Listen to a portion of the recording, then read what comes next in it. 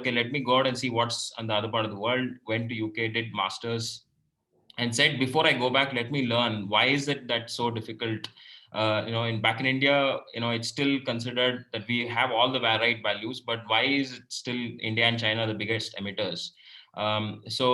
Started Carbon Masters with another classmate of mine, Kevin. Both of us were a spin out from University of Edinburgh. I spent about 2 or 3 years figuring out various things. We, as a startup, you start, the best lowest investment is consulting. So we did that. We took off really well. The university was our first client. We started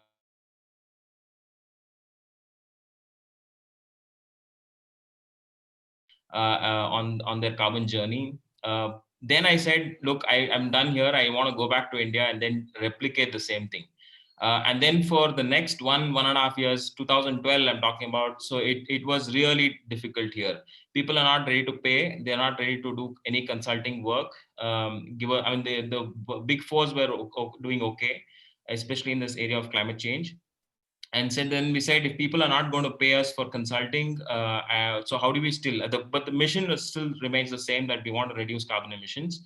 And that's what Carbon Masters wants to help, helping organizations to accelerate their journey towards a low carbon economy. The circular bit came later, right? So then when we started working on, the most obvious problem Bangalore was facing was the waste that's going to landfill. Every day, 4,000 tons just going into landfill. It's rather, I think, 6,000 now, of which 50% is biodegradable, and that shouldn't really end up in landfills. We then figured that, again, there is a simple solution. Biogas has been there for 100 odd years. Why can't we do it? Why can't we take all this material, put it into a biogas plant, and generate something that can be going back into reducing emissions? And then you figured that every ton of organic waste can give you 40 kgs of bio-CNG. 40 to 50 kgs, the quality is great. It can even give you 60, 70 kgs, right? But bare minimum, it can give you can extract methane, purify it, bottle it, sell it as a replacement for LPG or any fossil fuel that you want. We then started running trucks on our same gas. That's when Mahindra came into picture. But I'll come on to that. The bit that I wanted to say was, at that point in time, we thought that, right, here's a low carbon solution that can change the world, beginning from India. I mean, and we saw that most of the plants all across the world are doing power generation. Whereas power, I mean, back then, it's already 2014, 2015, power was taking off in terms of solar. So doing power is not economically viable. And whereas if you do, energy prices had hit like all-time high. 2014, 2015, a kg of LPG was 115 rupees, 114 rupees per kg of LPG. Now it's around 70 rupees. Okay. So we said, right, here's the solution. We can do that. And we started doing that, and the energy prices fell.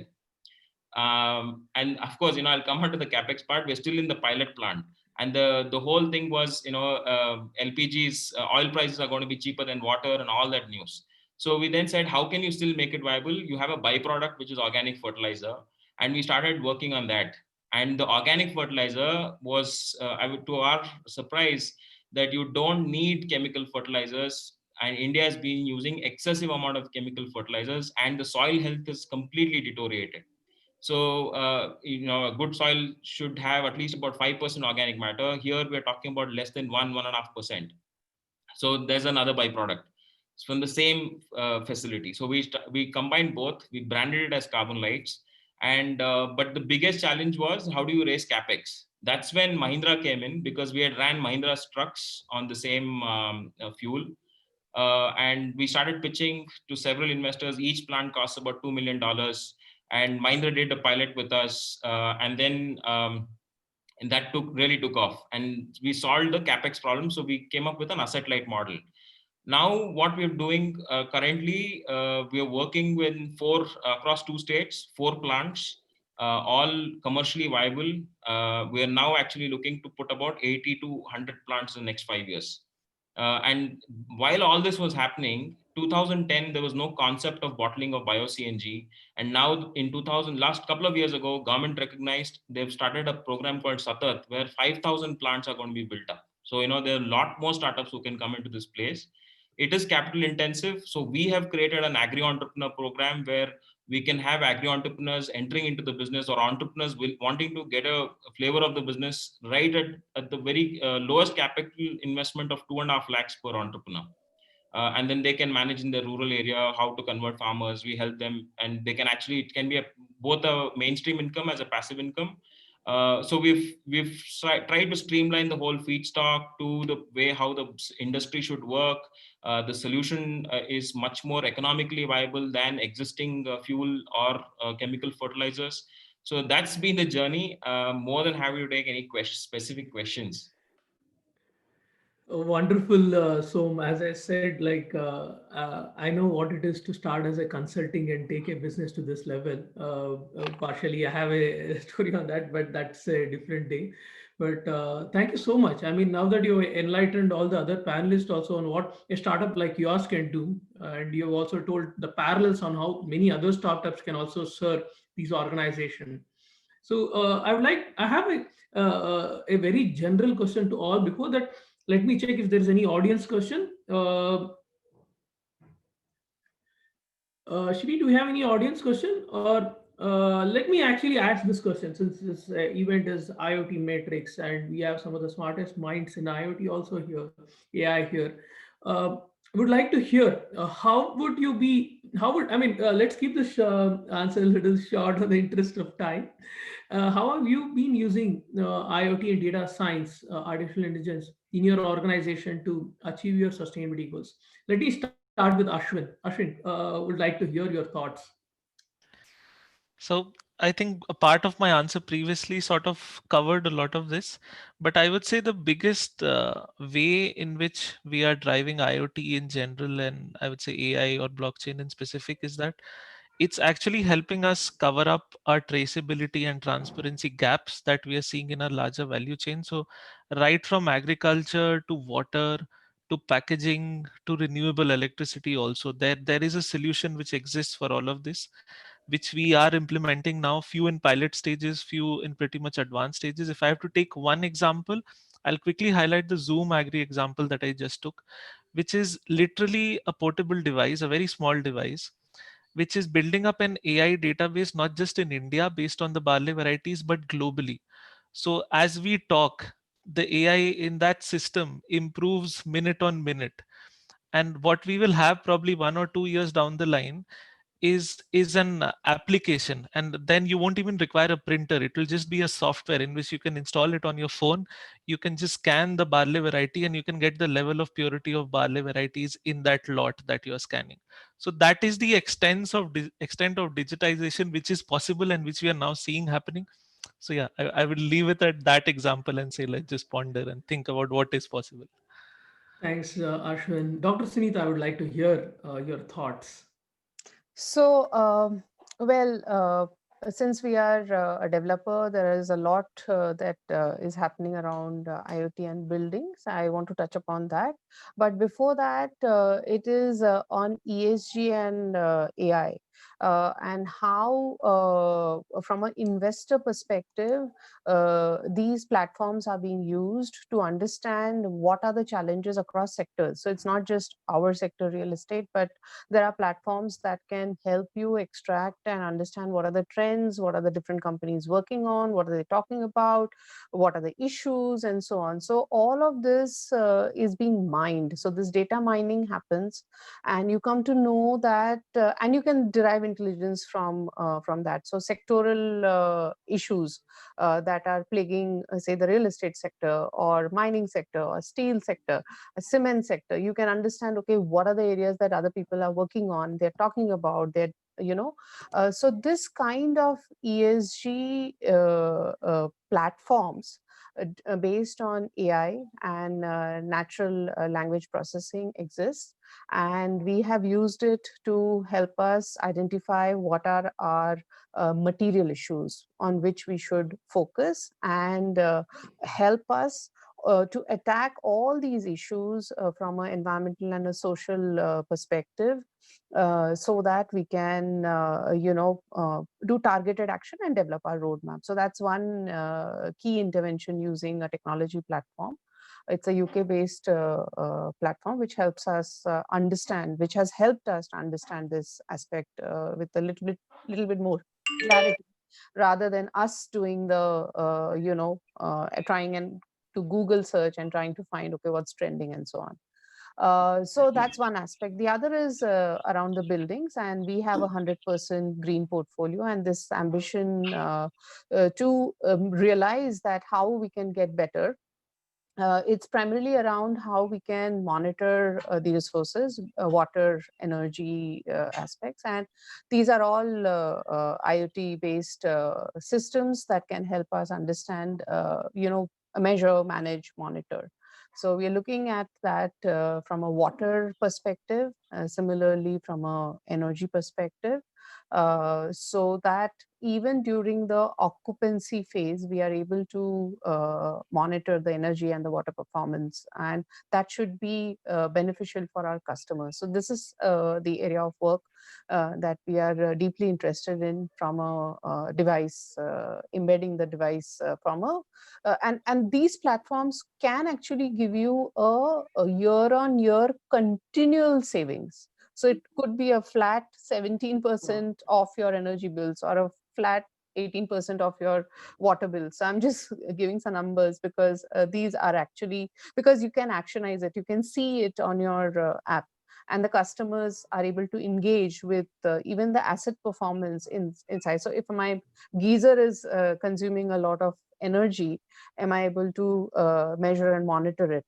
Am I able to tap it, put it off? So all of these then become actionizable for the end user.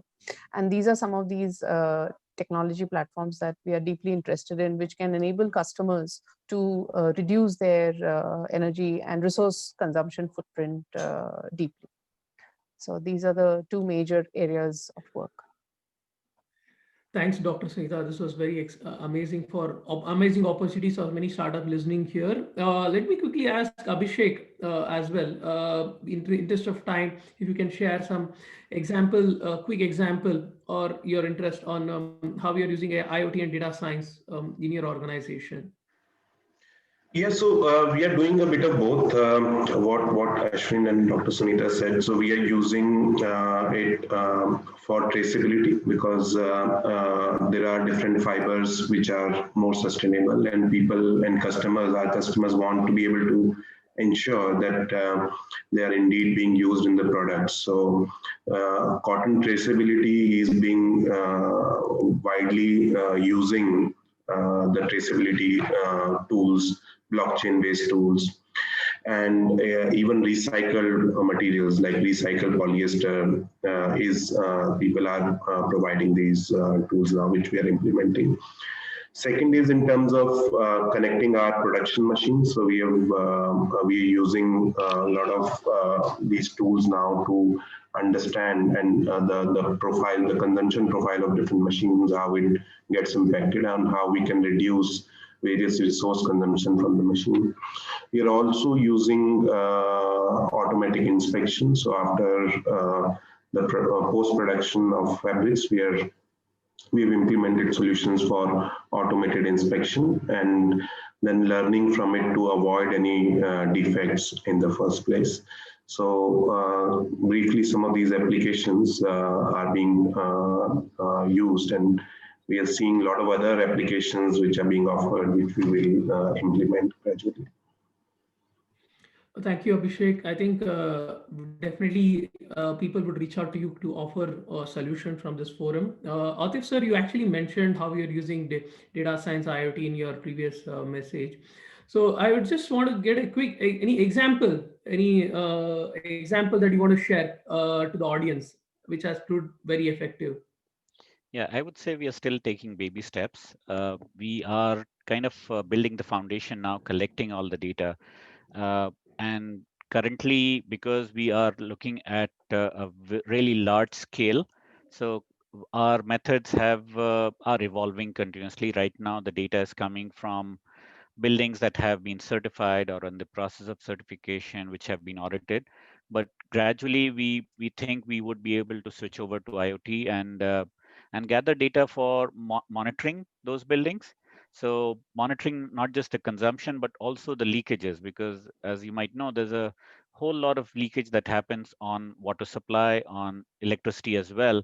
And we might be losing like a quarter of our energy and water just through leakages.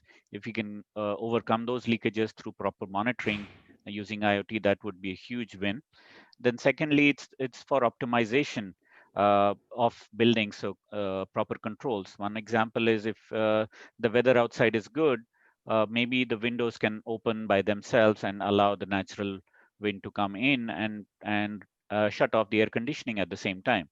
And thirdly, it is to collect all this data to inform new buildings that might be coming up and kind of give an optimum mix of measures, design features that would be suitable for that building type in that location. Rather than have a global template, have a very local and customized template for people to build upon. Wonderful, sir. Thank you so much. I know we're almost out of time. So I know Som is looking for such IoT-based solution. So Right. on behalf of Som, I'm actually sharing your views with the audience. Som is doing an excellent work in his, I call it as one of the best circular economy projects in the world. And so you all can be part of Som's work as well. Reach out to him. He's on this one. If you want to reach out to him for helping him in building an IoT tech stack or something, I think is the excellent use of your Absolutely. technical skills. So thank you so much, all of you, for your time. I mean, this was amazing. So much of learning. I personally learned a lot of things. On behalf of Sus Mafia as well, I would like to engage with you all, with the other entrepreneurs who are part of Sus Mafia as well, and provide to you and various other people who are seeking for sustainability solution. Thank you so much, and looking forward for more action and more growth in this field, so that we match the economic growth with the environment, social, and the governance goals of the country. Thank you so much. Thank you, Ganesh. Ganesh. Thank you to the excellent sustainability future panel. Uh, I really enjoyed the discussion. In fact, as you were speaking, I was picking up tips on how to save energy at home and at my office. So big word of thanks to Ganesh Shankar, CEO and founder FluxGen and co-founder of Sustainability Mafia, susmafia.org, for putting together the panel and moderating it so well. We really enjoyed the flow of the discussion. A big thank you to the panelists, Dr. Sunita Purushottam, Head of Sustainability, Mahindra Lifesave Developers, Mr. Autif Syed, Country Lead, Green Building Program, IFC, Mr. Abhishek Bansal, Chief Sustainability Officer of the Arvind Group, Mr. Som Narayan, Partner and Co-founder, Cotton Masters, Mr. Ashwin Kak, Associate Director, Sustainability and Agriculture, AB InBev India. Thank you all so much. To the audience now. So in case anyone has missed any part of this session, if you were not there at the beginning, the entire recording of the session would be available on our platform. Please visit our website and we will show you the link to all these recordings, not just today, but over the last 6 years. Thank you. Have a great day to the panelists. People in the audience, please continue. The next track that is coming up is AgriTech. That would be moderated by Mr. Ashok Meda, co-chair and a core member of the IoT Forum. So thank you to the panel. Have a great day. Thank you. Thank you. Thank Bye. you. Thank you. Bye. Thank you. Thank you. And as we wait for the next session to begin, a quick, shall I say, word from the organizers to the entire audience. We actually have prizes for you. The prizes would be given to the people that send us the 10 most, the 10 people that send us the maximum number of relevant questions. The questions that you can post in your Q&A box at the side of your screen. We shall be picking up those questions. Welcome, Ashok. We have on stage now Mr. Ashok Meda. He is the session chair for the next session, and this session is on sustainable agri-tech value chain linkages. Over to you, Ashok. Take it away. Thanks, Joy. Good morning. So nice to be seeing right in the morning, fresh so much in Bangalore. I think it's like a very great day. In the sense, AgriTech rang the bell with my good friend Ganesh Shankar, putting so many technology aspects in line. IoT Forum, I think it has passed through the infancy of 5 years, stepping into fifth year. IoTMatrix, I think it's a think tank in terms, in its real true sense. Now with the thought leaders coming into all of us, connected so well, with intelligentsia coming in, creativity coming in, and so many words Ganesh covered just right now. To start, like yesterday, we started with Mahindra's coming into e-vehicles, e-mobility.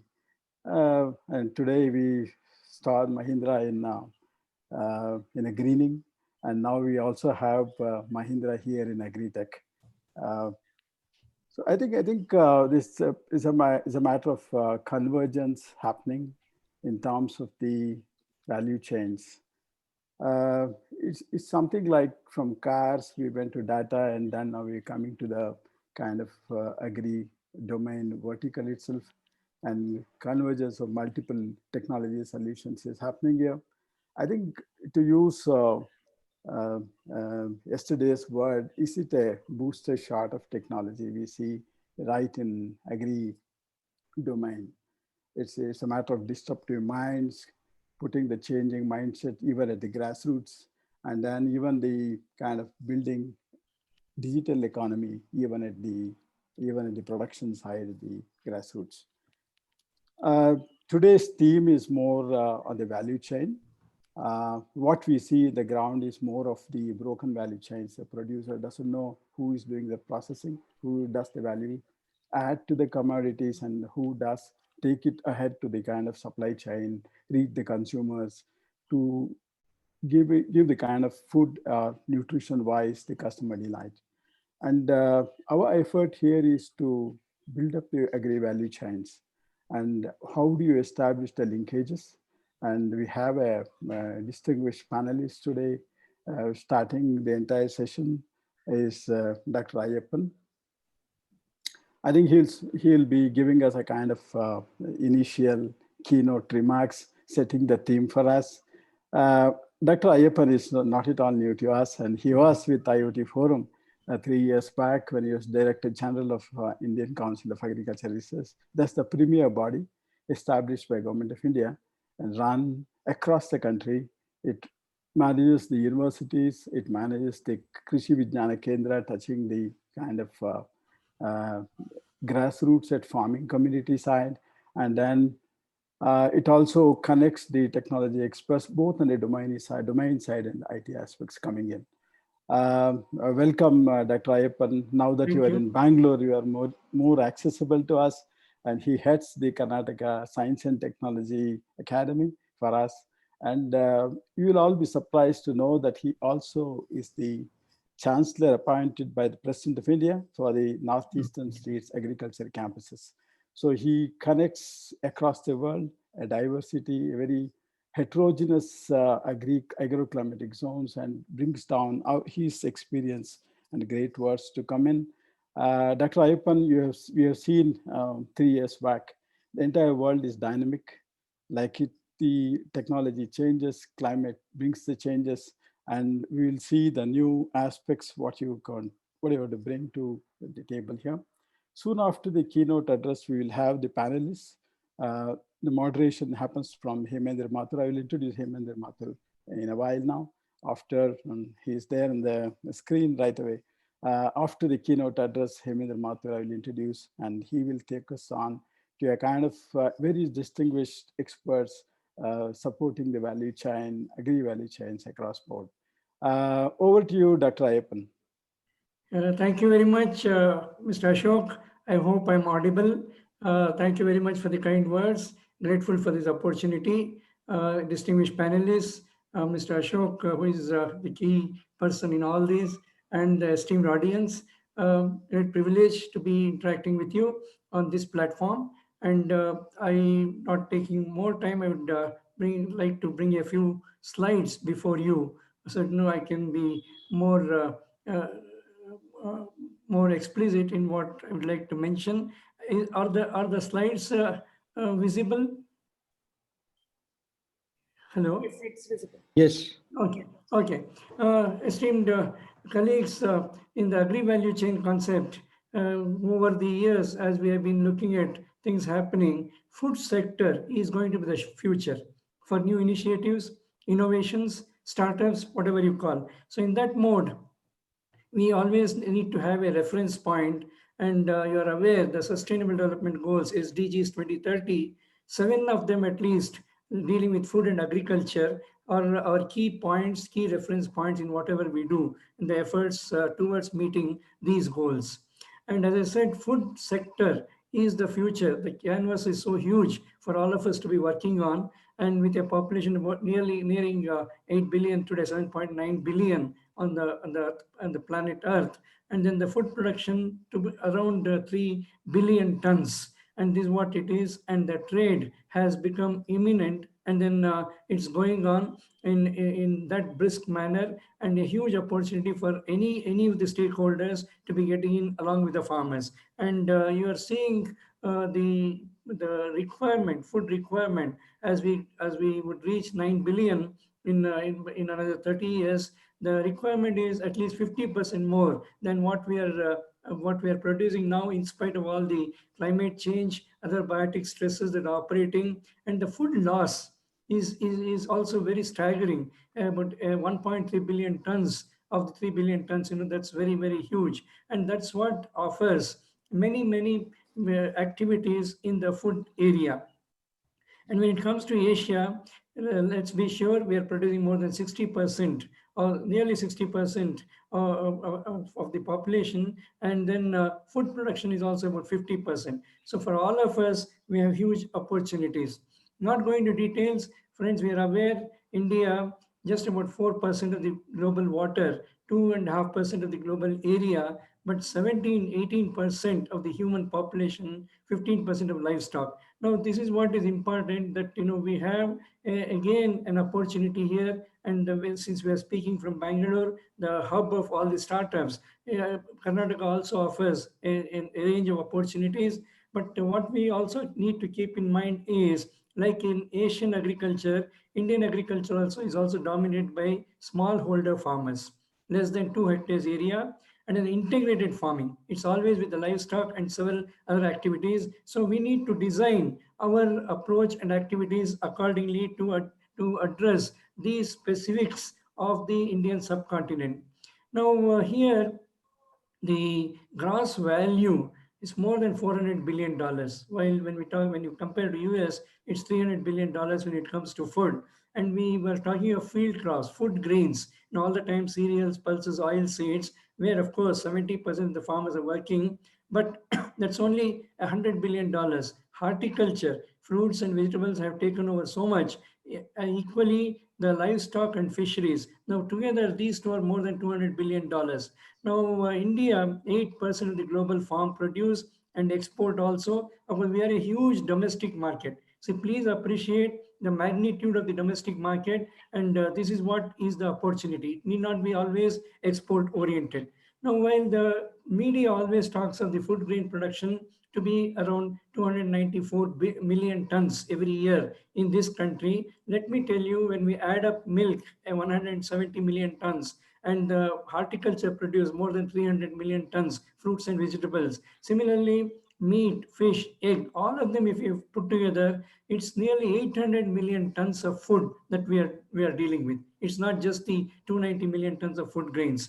Now, again, the demands are high. We need to be going to something like 350 million tons by 2030 and more than 400 by 2050. As I said, the factors that we need to be addressing, challenges are climate change, of course, but the urban migration, rural to urban migration, volatile markets, and so on. So transformational changes that are happening in all other sectors of economy. And similarly in agriculture, there is a huge opportunity for bringing in new skills, new ideas, and innovations. So this is where we are talking about new agriculture, more from less for more, a clear shift from starch to protein. And you would appreciate it has been a lot of stress, but secondary agriculture, value addition, food safety, quality assurance, and so on. So that's where we are talking about an entire spectrum of agriculture to food to nutrition to health, environment, and employment. Now we are very familiar with this paradigm of doubling farmers' income. Now the recipes are to have more of integration, diversification, clustering, cutting costs. Now that's where efficiency has to be brought in. That's where we require you, the new players with new ideas and adding value. And then you would also appreciate, I talked of climate change already twice, and then also the stresses, disasters also increasing. You are seeing the number of cyclones, drought cycle, and so on. Now that's where insurance comes in. Innovative insurance models are also very important. Now everybody wants to be smart. Why not the farmer? So that's where they're trying a smart farming. Climate could be climate smart, nutrient smart, energy smart, and definitely knowledge smart farming, knowledge smart agriculture. And just for example, in the previous session, I was hearing about the fertilizers, water management, so on. A 1 kilogram of paddy requires 1,600 liters of water. Paddy, it's not rice. No, you can. So that's where a huge opportunity for cutting down on these inputs, bringing in greater efficiencies. Can we be water smart? And this is just an example of the water budgeting for different crops and commodities. Opportunities galore, seed to market, Indian seed market, for example, it's going to be of the order of $5 billion. And here again, private players are already more than 50%, and the future is going to be nearly 70%. It could be nano fertilizers, again smart nutrient management, or it could be nutri farms, designer crops designed to the requirements, to the recipes, and so on, or the upcoming models of hydroponics and aquatourism. The several dimensions that are coming into traditional farming. Now, when it comes to COVID, that's what we are reeling under, and hopefully we'll recover soon. Now, the impact, as per the international global assessments, it's been a medium impact. When all the other sectors were down, you would appreciate three aspects. One, the health sector, the municipalities, and the agriculture sector, food production sector. These three were all the time active. And in fact, the agricultural growth rates have gone up, and contribution to GDP also to the tune of about 2% in this intervening period. Now, farm mechanization has come into fore. Farmer to consumer direct has come into fore. Door delivery systems, those Swiggy models, several things have come in. And then in the same context, people are talking more and more of FPOs and agri startups. Now, the point is, are we there in agriculture? Does agriculture provide all those opportunities? As per the Global Startup Ecosystem Report 2018, the top 4 growing sectors are advanced manufacturing, robotics, and second only is AgTech and new food, with an annual growth rate of over 14%.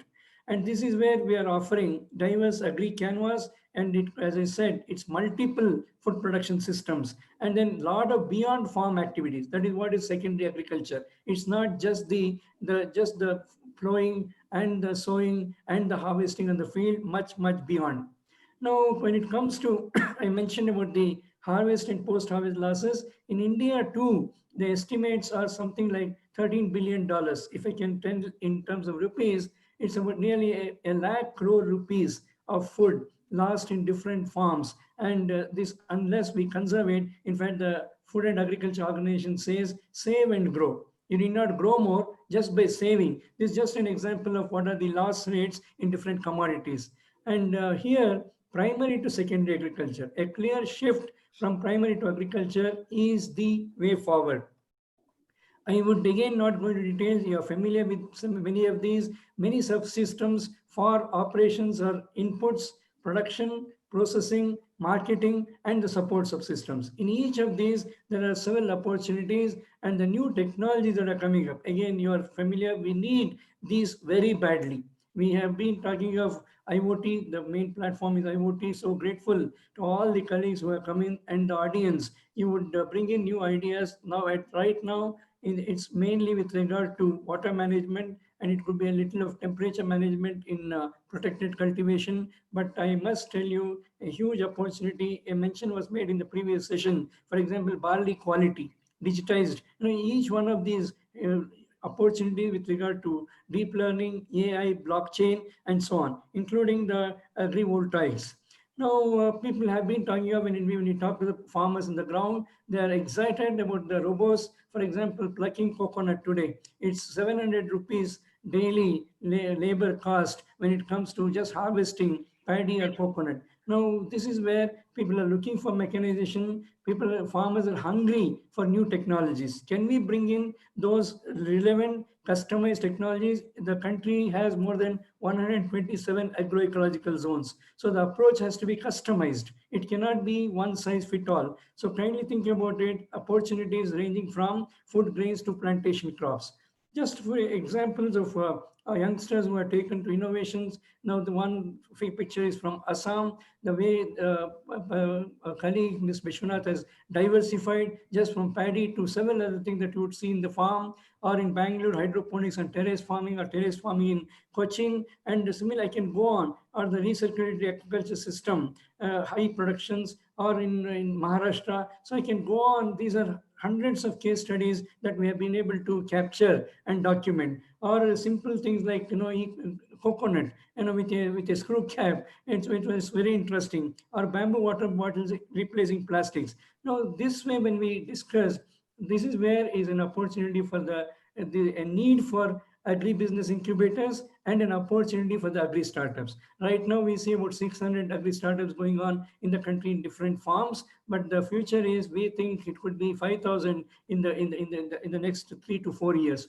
Now, the issues and challenges, again, not going into detail, that you're familiar, or with regard to funding, with regard to the ambience, with regard to clarity in regulations, and the market access, and then also the agri data that we need to be accessing, reliable data, and then IP, and not the least, IP protection certification, and that we need to be addressing. Last few points on the ground, when we discuss with the startups, new initiatives, innovators, and so on, they bring in some of these aspects of financing, the labor, markets, and risk management. At the same time, technology sourcing in robust technologies, and then complementing each other. The startups, when we come, since we're operating in specific domains, there's a huge scope for complementing. Can that be achieved? Data sourcing and customizing information into good knowledge. And while the other formats are all working today, but what is required is fast tracking, and that is possible only with new ideas, innovations, and investors. Now, I just mentioned about the incubators and startups. Mentoring entrepreneurs comprehensively is the need of the hour. Those of you who are seniors could take on this role. A good AgriConnect from the people who have come to startups. Many of them are not in traditional agriculture. A good AgriConnect, and then, as I said, the skill sets.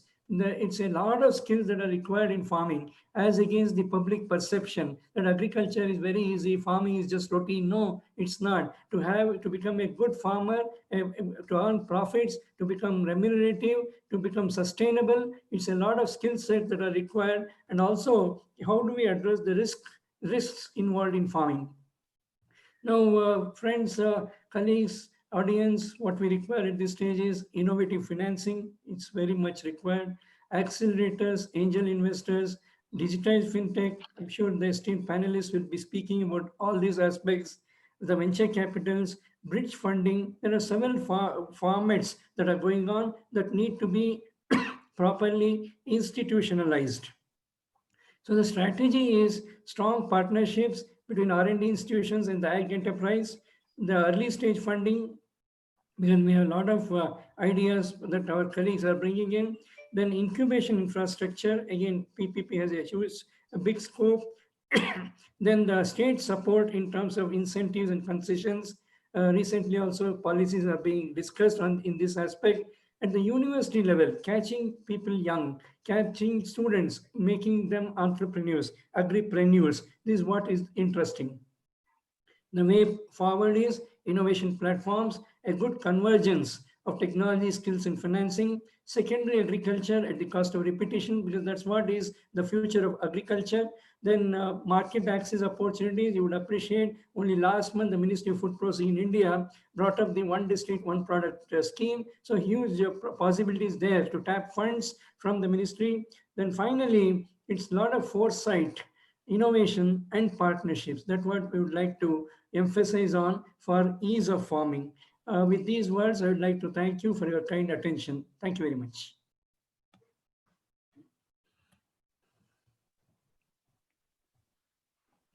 There's no words to thank you, Dr. Ayyappan.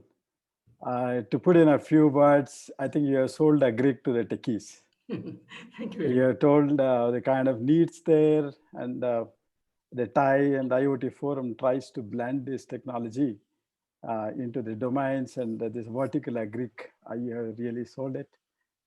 I think the one very catchy word you put is de-stress and de-stress. I think the stress on the agri community at the grassroots level should be released by the startups who do the customization. And that's the way to go. And the strategic aspects you bulleted on us on the screen are they actually the themes we are setting for today, and also projectize these suggestions which will spring up from this sessions now and going ahead till 1 o'clock today. Will be more on constructing the kind of ecosystem where the value chain should accommodate all of us together. Maybe it's not just production, but productivity, and give a handful of earnings for each of the stakeholders across the value chain. In fact, the going ahead, the fund mobilization is most crucial, as you said. The money has to come in, capital formation has to be there in Agri, and you'll see lots of panelists, expert panelists coming on the screen. And we also have a fireside chat to the leaders in the finance sector, mobilizing funds for the Indian agriculture. And then we also have the NABVENTURES coming in later, and startups doing the customized solutions for the problem statements coming from the grassroots. I think this is a great day to go. Dr. Ayyappan, please stay with us and participate in the Q&A and the interactive sessions coming up. I would like to get Hemendra on screen. Hemendraji, you can put the video camera on. I'm there, Ashokji. Yeah. Yeah. Welcome here, Hemendra. We can see it all. Yeah. Yeah. Thank you making it time. I think Delhi should be very cold for you now, and the chill is not appearing on your face. You're very warm. And Hemendra, I think you are here representing the FICCI, particularly the kind of task force you had on the startups focusing or kind of dedicated to AgriTech. Hemendra has been an agriculture engineer by his own academic qualification, and then is alumni of IMA. 2 decades plus, he is there in the venture capital and the private equity bracket, and he has been a management consultant, and investment banking is his foray. Investments are spread into the early stage, which is very much required in agri domain, and mid-sized corporates, not the large corporates. He catches hold of the mid-sized corporates coming in, putting them in appropriate agri value chain stakeholder. He's been a mentor, investor, and a board member in a couple of organizations which are sitting through. And in advisory, he's both on the food, nutrition, and agri-tech startups. Innovations across the value chain we see in him, like agri inputs, market linkages, which is all the theme for us, including the mechanization, food nutrition, and value chain financing. I think lots of innovations are happening from the organization he heads, like Bharat Innovations. And Think AG is one of the think tank he is leading, particularly adapting innovations for the startups. And I think he pulls out the problems from the across the country, different states, and his background has also been with Rabobank much earlier. I have seen him when I was in ING over there abroad. He is back in India and he is with us. He will moderate a kind of expert panelist. We have a finance side, we have, as Dr. Ayyappan was telling, the risk mitigation, which happens in terms of the innovative insurance coverage for the agri domain. And we have mechanization coming from Mahindra. We have the investors from Singapore, Rajiv. I think, Hemendra, you can start introducing them, and the floor is yours. All the best to you. Bye. Thanks, Ashokji, and thanks to IoTMatrix for this wonderful opportunity. Thanks to Dr. Ayyappan. I think he's led a very strong foundation for this panel. I think he's already put the executive summary of what we are going to discuss in next 45 minutes. So thanks very much for that wonderful talk. And I'm really fortunate to have a wonderful set of panelists. I'm really worried whether I can do justice to their experience in next 45 minutes, but I'll try my best. Let me start with introducing them briefly in the interest of time. We have Mr. Rajiv Ayyappa. Rajiv is the CEO of Plataforma Asia. He's set up a platform investing in multiple agribusinesses, a state-of-the-art coconut processing facility, frozen food products, dairy in Calcutta. Rajiv, we look forward to hear from you. Welcome to the panel. Right. Then we have Arindam Datta. He's Executive Director, Rural and Developmental Banking at Rabobank. A very good friend, ex-colleague, and a champion of Indian AgriTech. He's the backstage player, supported so many AgTech entrepreneurs from Rabobank. And welcome, Arindam, to the panel. We very much look forward to hear from you. Then we have Mr. Ved Arya-ji, founder and MD, Srijan Infratech. I don't think he needs any introduction. Veteran in the industry, a lot of experience in the supply chain, social enterprises, and I think your experience is going to be very valuable to all the AgriTech entrepreneurs who are listening to this panel. So welcome to the panel. We have Mr. Rubesh Kumar Methi. He works as consultant with Danfoss Power Solutions. He has loads of experience in automation and mechanization. He has earlier worked with organizations like Mahindra and Mahindra, John Deere. Very strong agri value chain experience across the board. And last but not the least, Dr. Srini Sundaram. He's the founder and CEO at Agvesto. He's joining from London. Must be really early morning for you. So thanks very much for accommodating and joining the panel. He has lots of experience in building innovative financing products, and particularly on the insurance side, which, as Dr. Ayyappan mentioned, is also very critical to make agriculture sustainable. So welcome, Srini, to the panel, and again, thanks Ashokji and Dr. Ayyappan for all the introduction. So let's get started. I'll just take a minute or two to set the context, and then we can go over the panel for specific questions. As Dr. Ayyappan mentioned, I think the big challenge agriculture faces today is sustainability. On one hand, if you look at globally, we have about 500 million smallholder farmers owning less than 2 hectares of land. Essentially means 2 billion people in the world are dependent on smallholder farming for livelihood. But the challenges, I think we all know, increasing climate risk, the cost of capital in agriculture across the board is very, very high. And the access to market, I think it's a universal challenge that we need to solve for. So I think that's on the one end. On the other hand, we have 7 billion people, which is going to become 10 billion by 2050. There's an estimate we'll need 70% more food by 2050. And we all know that the productivity is not going up. We are wasting a lot of food in the supply chain. So I think it's a serious issue of food security, which may come up.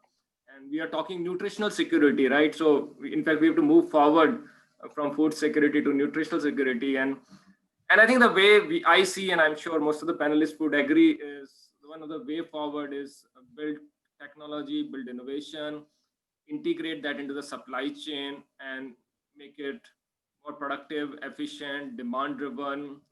I think that's probably is the solution. And I think that's what we want to discuss in today's panel. So I'll pause here and let me start with the first question to Arindam. Arindam, you've been in the space for a long, long time. My specific question to you, how Agri FinTech can help improve penetration of institutional credit to farmers? You know, how do we bring the cost of capital down to make farming more sustainable?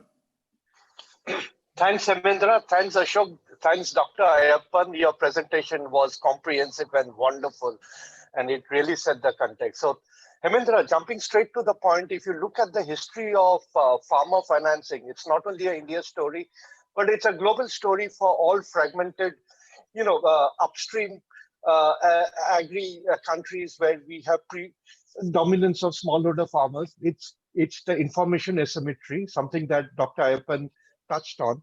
And because of the information asymmetry, there are two main costs, that's a transaction cost and the risk cost, are very, very high for the financial institutions. When you look at building up a portfolio, it requires a lot of due diligence on the origination and monitoring side. And if you look at the history of the portfolios of the retail financing institutions globally and in India, there have been issues in terms of the provision cost or the losses. Now, what is the change that we are expecting because of technology? Now, technology has in power to address the issue of information asymmetry. Now, once the digitization of farmers, the farmland, and the produce is done, it is possible. That's the hypothesis, that for financial institutions and for other real sector players to be able to make meaningful decisions which are optimal in nature, is to be able to work with the farmers who are viable, who do good business, who get the right inputs, who have access to finance, and banks can put in the capital which is required for the growth of the farm sector. Right now, it's almost, doing it in a blind way and relying on a lot of external factors over which financial institutions do not have control on to ensure a good, healthy portfolio. So the biggest change that we can see with the digitization process, with all the fintech platforms and also the agtech companies who have very critical data on the farmers and their business and their market linkages, the kind of inputs, the good advisory they receive would be excellent inputs for the financial institutions to be able to reach out to smallholder farmers. So technology could potentially be a game changer with a couple of caveats. These solutions need to be co-created between the financial institution and fintech companies, because if they are not co-created together, it will be very, very difficult for different technologies to work together for the credit and the risk management team in the banks to be able to accept the solutions which are being provided. So that's one. Second is digitization itself is a very expensive affair. And so what we are talking of in the initial years is a lot of physical, that's a lot of physical interventions along with digitization at the ground level. So for the cost to come down, it's going to take its own time. It's not going to happen immediately. It's only when the digitization becomes a reality and it becomes more dynamic. That is all the different activities that's happening in the ag value chain, especially at the smallholders level, that is getting captured in a dynamic manner. Will it really work to bring down the transaction cost and to manage risk?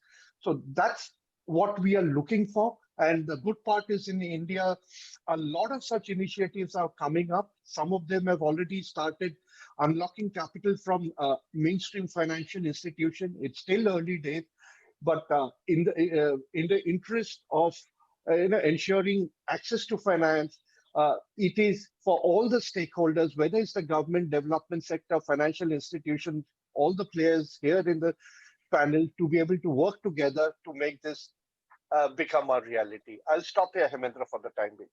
Thanks, Arindam. Keywords: digitization, phygital, co-creation. I think that we will keep coming back to. Thank you. My next question is to Vedarya ji. Vedarya ji, how do we bring in more social capital to help grassroots innovation scale?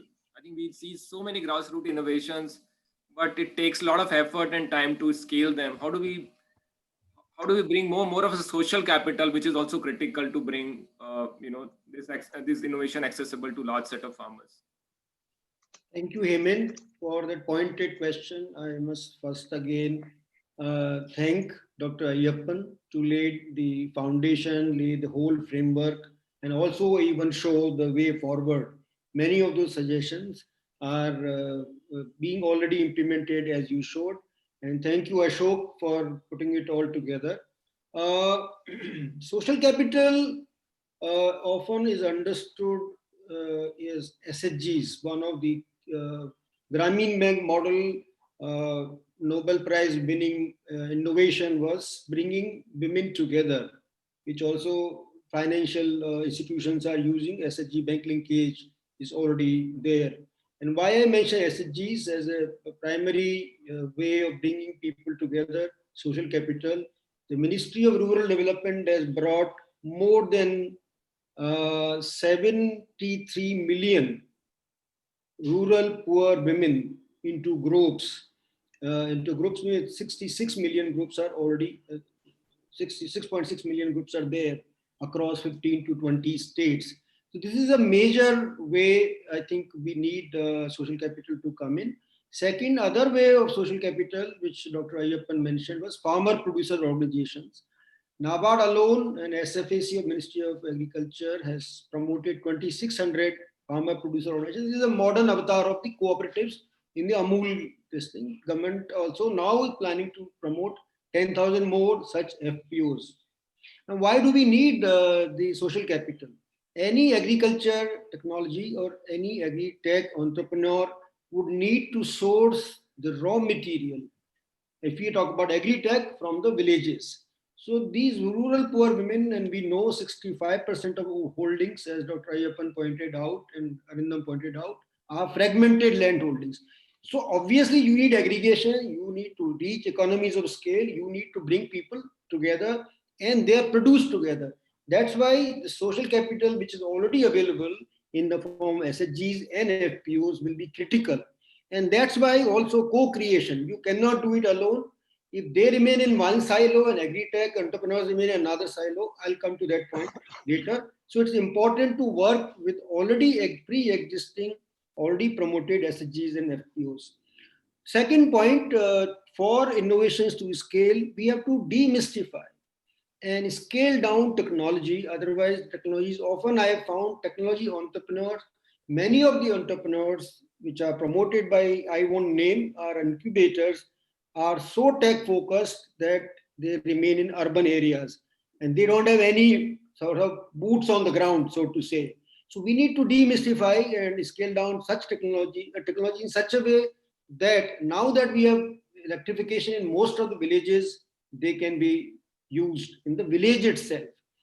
Third leg where we need for the innovations to scale is transferring that technology and skills to rural poor women, so that and rural entrepreneurs, so they become invested in this and they actually sustain any value chain that an entrepreneur cannot do everything. He has to focus on marketing, he has to focus on processing technology.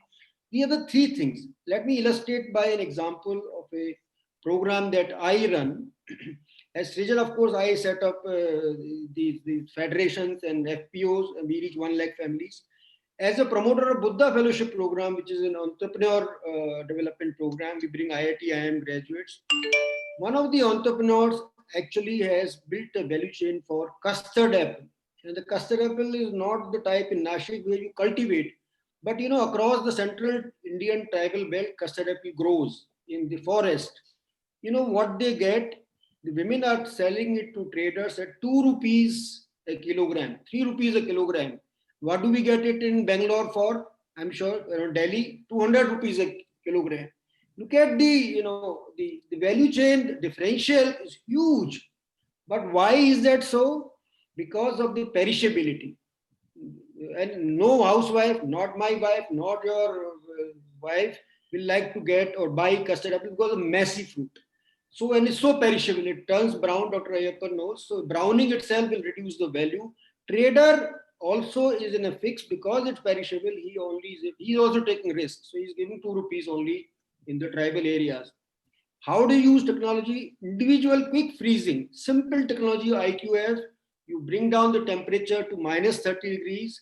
If you already pre-packaged custard apple pulp, it turns into a stone and you can store it. So Rakesh Gupta, my Buddha fellow, actually did that and is selling that to Have More and such other ice cream companies.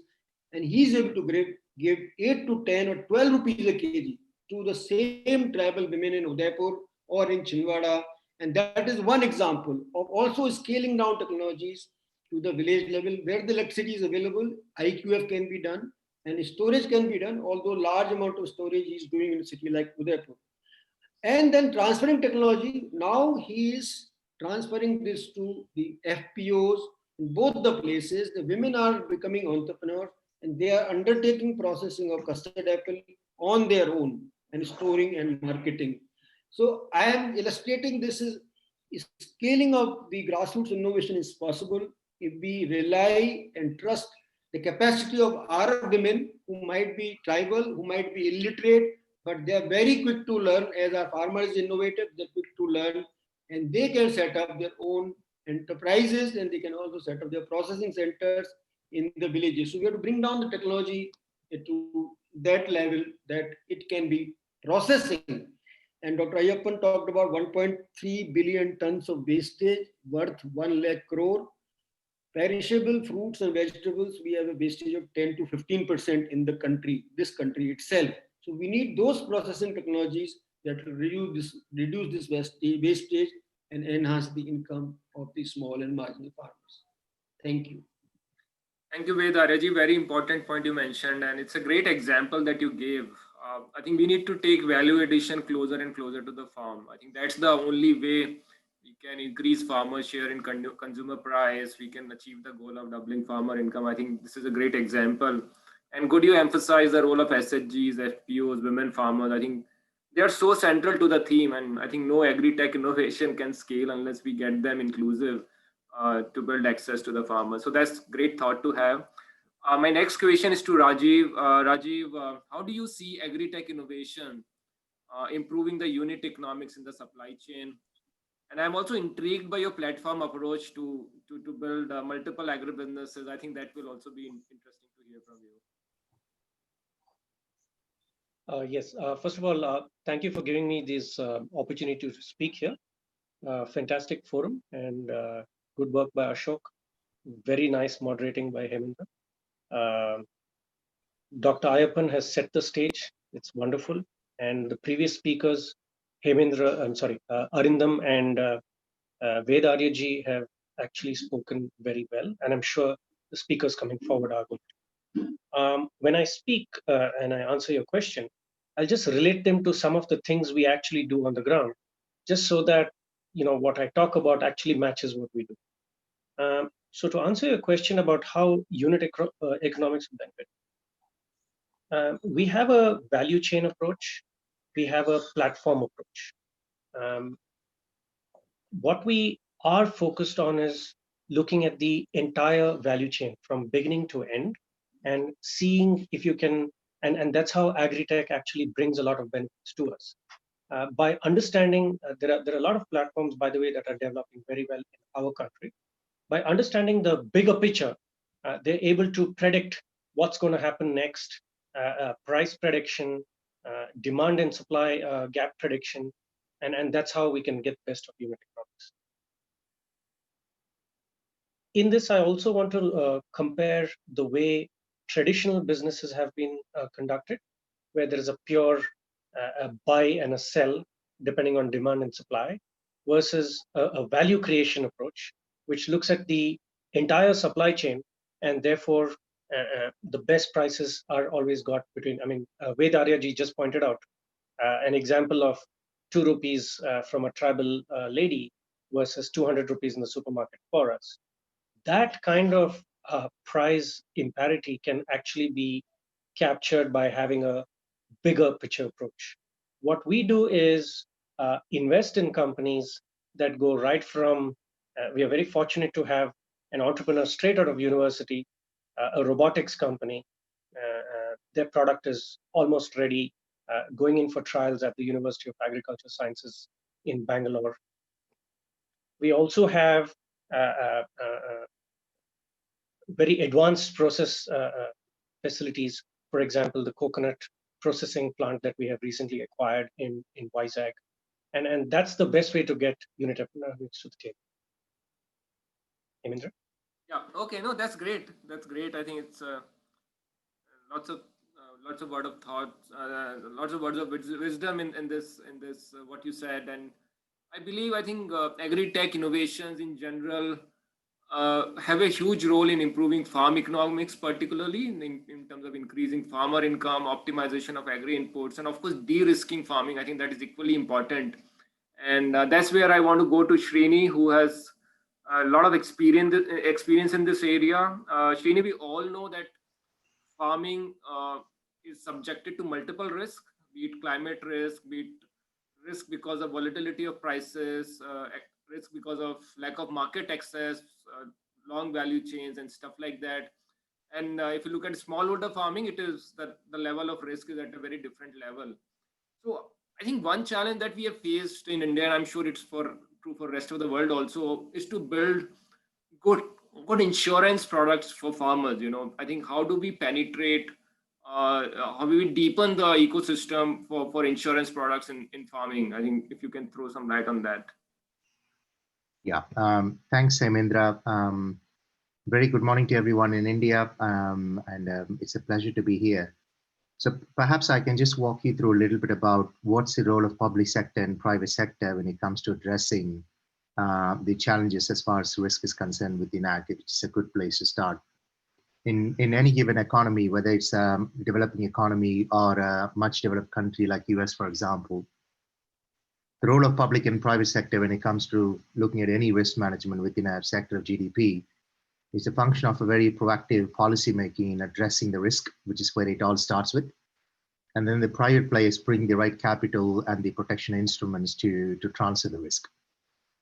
If you look at the scale of the problem globally, and then I'll come to India, natural disasters have been picking up pace like people have been seen before. We've seen it in India, we've seen it in this part of the world. They all come in different forms. And primarily, there's an imbalance between the land where farmers grow, the ocean, which predominantly dominates most of the earth as far as the mass is concerned, and then the atmosphere, where there are a lot of man-made activities related to changing the balance of pollutants in the atmosphere.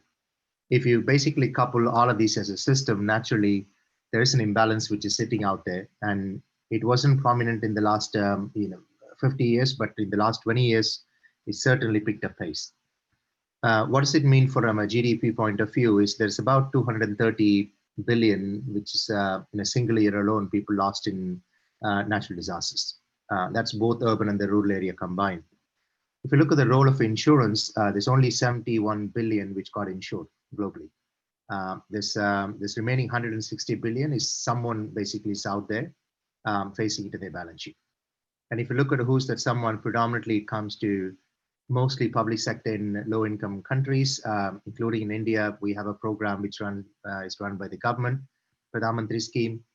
So when the public sector basically faces huge losses in their balance sheet, naturally the ability for them to borrow in the overseas market gets very curtailed. So the link between the bond markets and the credit markets and the insurance market is fairly tightened. And in the past, they used to be two separate, where they independently have a machine which functions. With climate change, they have actually brought them together, which means many countries, when they do come to overseas market, whether you're a corporate or you're a government or a municipality, when they do come to overseas market, it's extremely hard for you to raise money at the sustainable rate.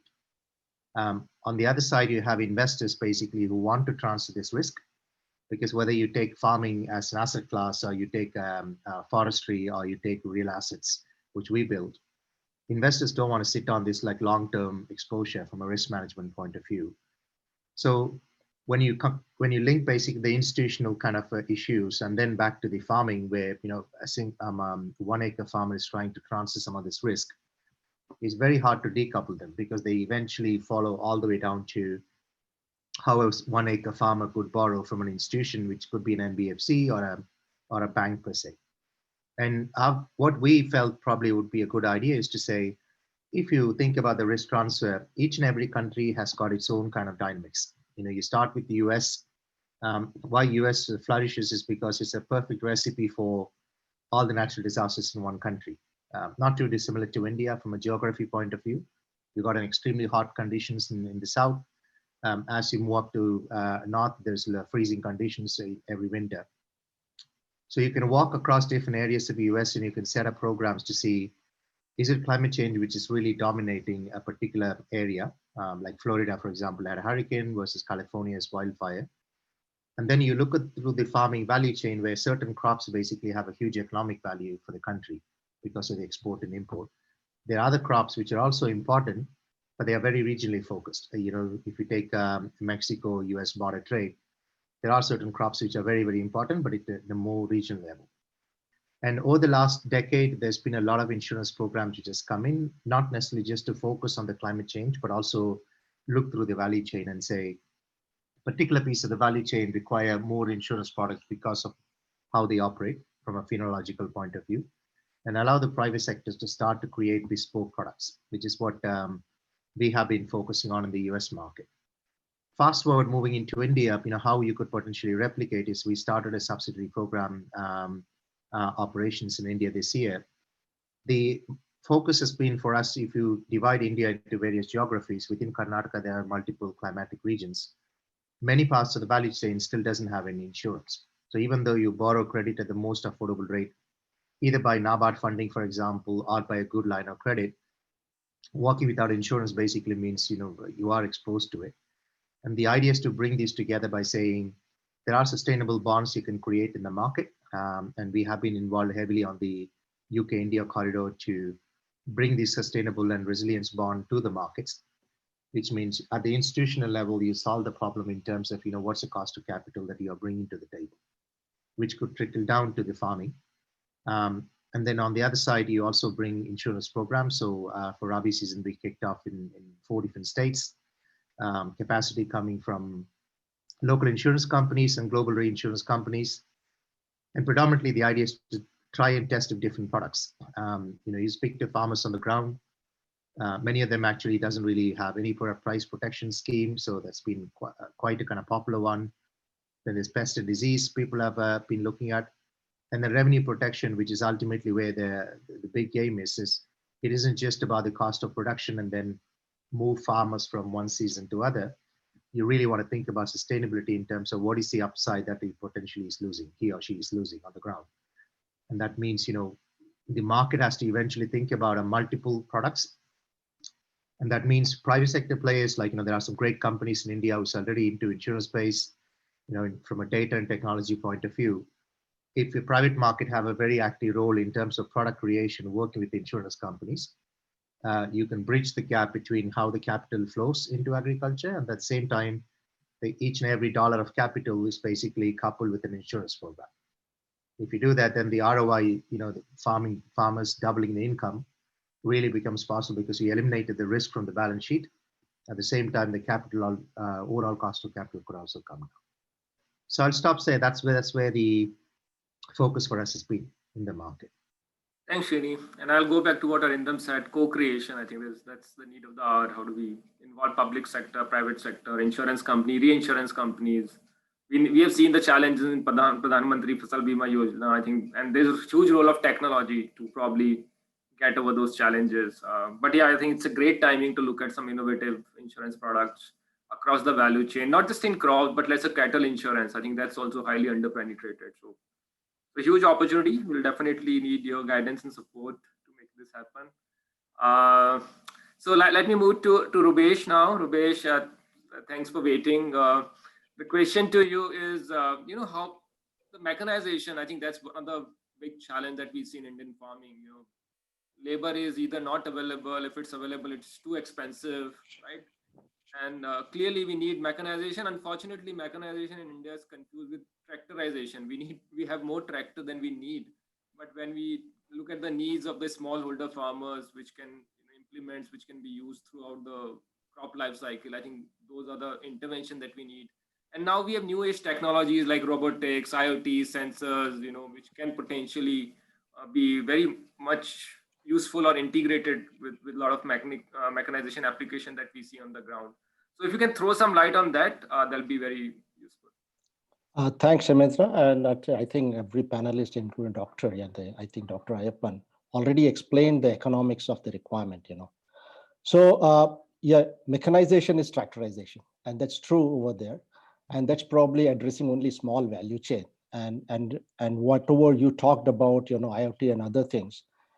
If I look at this subject in Google, I think you will find lots and lots of literature of the technology, smart farming, the mechanization. You go to the John Deere website, for example, John Deere US website.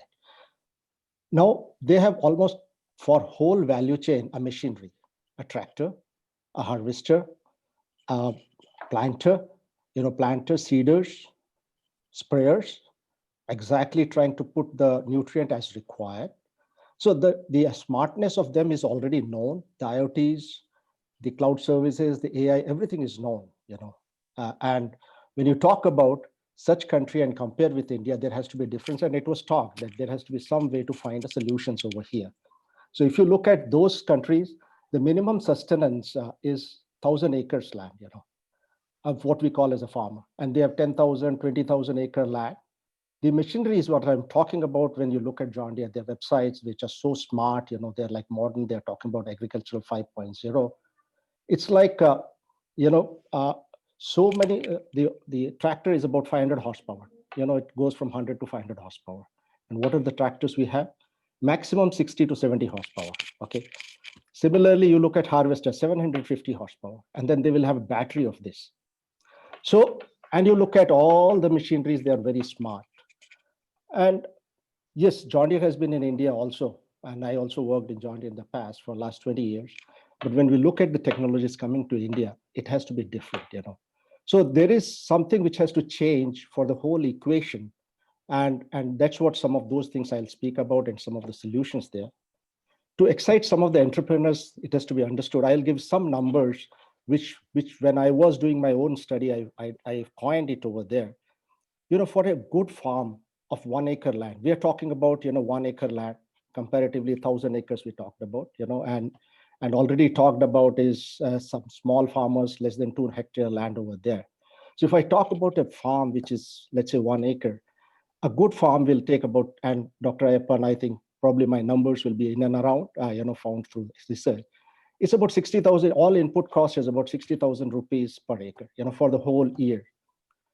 And then you add, let's say I have coined a number which is 40,000 for all the technology, because technologies means machinery and they will cost, and how to apply, I'll talk about later, is another 40,000, okay? So it's about a 1 lakh rupees. So for all entrepreneurs, if I multiply by 385 million acres of Indian farming land, multiplied by 84%, which is the marginal farmers, we are talking about technology, it will be about $412 billion business. And if I even address 10% of it, it will be about $41 billion, which is about, let's say, 3 lakh crores.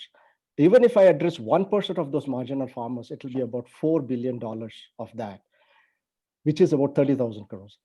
I think this number should excite the entrepreneurs.